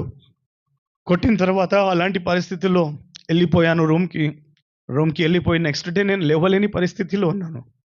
దేవా 900 తీసుకొని వచ్చాను, దానిలో 500-600 ఇప్పుడే అయిపోయినాయి, ఉన్న 300 నేను హాస్పిటల్కి పోతే వాడు మందులు రాస్తాడు, అన్నీ చేస్తాడు, నేను ఎక్కడి నుంచి తీయాలి దేవా? ఏడ్చుకుంటూ అట్లనే నేల మీద పడుకొని ప్రార్థన చేస్తున్నా. దేవుని కృప వల్ల 3 గంటల మధ్యాహ్నంకి నేను స్టార్ట్ చేస్తే 5:30కి ఒక ధూపం రూపంలో ఏదో ఒక స్మోక్ లాగా నా బాడీ నుంచి బయటికి వచ్చి నా బాడీ మొత్తం హీల్ అయిపోయింది. నా లైఫ్లో that was the first miracle for my self. అంటే నా కోసం నేను ప్రార్థించేటప్పుడు ఫస్ట్ టైం నా లైఫ్లో నాకు మిరాకిల్ జరిగింది అదే. అంటే స్వస్థత వరం అనేది దేవుడు ఆ రోజు ఇచ్చినాడని ఆ రోజు తెలిసింది నాకు. దానికన్నా ముందు కూడా గర్భఫలం లేని వాళ్ళు నా దగ్గర వచ్చి, ఇక్కడ కర్నూలులో నా ఫాస్ట్ ఫుడ్ సెంటర్ ఉంటుండే నాకు ఇంతకుముందు వెంకటరమణ కాలనీలో, ఒక పాస్టర్ గారు నా అడ్రస్ ఇచ్చి పంపించిండ్రు. ఎందుకంటే ఆ పాస్టర్ గారు వాళ్ళ కొడుకుకి కూడా ఒక 11 days నుంచి జ్వరం తగ్గకుంటే దగ్గర దగ్గర 3 హాస్పిటల్స్ తిరిగారు, పెద్ద హాస్పిటల్స్. మందులు వేసుకున్న తర్వాత కూడా తగ్గకుంటే ఆయనకు దేవుడు బయలుపరిచినాడంట, రైస్ దగ్గర ప్రార్థన చేపించుకోండి. ఆయన నాకు ఇంటి దగ్గర పిలిపించుకొని ఆయన కుమారుడు కోసం ప్రార్థన చేపిస్తే 7 నిమిషాల్లో జ్వరం తగ్గిపోయిందంట. నాకు కూడా తెలియదు.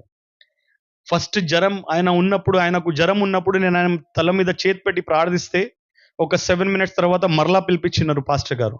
పిలిపిస్తే, సార్ ఇప్పుడు చూడండి మీరు అన్నారు. చెమటలు కాడుతూనే చల్లగా అయిపోయిండు అబ్బాయి అప్పుడే. నేనన్నా, సార్ ఎంత చల్లగా అయిపోయిండు కదా సార్ అంటే, సార్ దేవుడు నాకు బయలుపరిచినందుకు నేను 11 days నుంచి హాస్పిటల్కి తిరుగుతున్నా, దేవుడు మీ దగ్గర ప్రార్థన చేపించుమంటే దానికోసం మిమ్మల్ని పిలిపించిన సార్ అంటే, ఆ రోజు ఆ అబ్బాయి కోసం నేను ప్రార్థిస్తే ఆ కానుక ద్వారా నాకు 2000 వచ్చింది ఫస్ట్ టైం. దాని తర్వాత అంటే నేను ఎవరి ఇంటికి పోతే ఫస్ట్ టైం అట్లా జరిగింది. దాని తర్వాత ఏం జరిగిందంటే, అదే పాస్టర్ గారు ఒక అమ్మాయికి 14 సంవత్సరాల నుంచి గర్భఫలం లేనందుకు నా దగ్గర పంపిస్తే ఆమె కోసం నేను ఉపవాస ప్రార్థన పెట్టుకున్నప్పుడు 40 days ఉపవాసంలో ఉన్న ఆమె కోసం, దాని తర్వాత ఒక 3 months దాకా ప్రతి వారం ఆమె కోసం ఉపవాసం ఉంటుండే. ఉపవాసం ఉన్నప్పుడు దేవుని కృప వల్ల 5th monthలోనే ఆమె కూడా కన్సీవ్ అయింది. అదే అమ్మాయి ఇంకో అమ్మాయిని పిలిచింది, ఆమె కూడా కన్సీవ్ అయింది. అయితే దేవుడు అప్పుడు చూపించడం, నీకు నేను స్వస్థత వరం అనేది ఇచ్చాను, నువ్వు ఏదైతే నువ్వు అడుగుతున్నావు నేను ఇస్తున్నాను. అయితే నేను అడిగిన దేవా, మరలా నా భార్య నా కొడుకు కోసం నేను ప్రార్థిస్తే ఎందుకు వాళ్ళు తిరిగి వస్తలేదంటే, నువ్వు నా కోసం పనిచేయాలి బేటా, నేను నీ కోసం తర్వాత పనిచేస్తానన్నాడు. అంటే నేను అనుకున్న ఫస్ట్ అయితే ఈ సంవత్సరం జనవరి దాకా నేను ఏడ్చుకుంటూ నా భార్య నా కొడుకు మళ్ళీ తిరిగి వచ్చేయాలి అదే ప్రార్థన చేస్తుండే. కానీ ఇప్పుడు ఎలాంటి ప్రార్థన మొదలైందంటే, దేవా నీ చిత్తంలో నా భార్య నా కొడుకు లేరేమో నాకు తెలియదు నా జీవితంలో, ఒకవేళ ఉన్నారంటే నా దగ్గర పంపించు, ఒకవేళ నీ మినిస్ట్రీకి వాళ్ళు సరిపోకుంటే నీ చిత్తమే కానివ్వు, కానీ నాకైతే నా భార్య నా కొడుకు మీద ఇప్పుడు కూడా ఆశ ఉంది దేవా, వాళ్ళు తిరిగి నా దగ్గర రావాలని. కానీ ఒకవేళ నీ చిత్తంలో మేము విడిపోయి ఉండాలంటే నీ చిత్తం, కానీ ఒకవేళ నీ చిత్తంలో మరలా మేము కలిసి ఉండి మేము మినిస్ట్రీ చేయాలంటే నీ చిత్తంని కానివ్వమని ప్రార్థన, అలాంటి ప్రార్థన ఇప్పుడు చేస్తున్నాను. కానీ ఇప్పుడు మీ అందరికీ ఒక చిన్న రిక్వెస్ట్ ఏంటంటే, మరలా నేను చెప్తున్నా, నా పేరు పాస్టర్ అహ్మద్ హుసేన్ రయీస్ పాల్.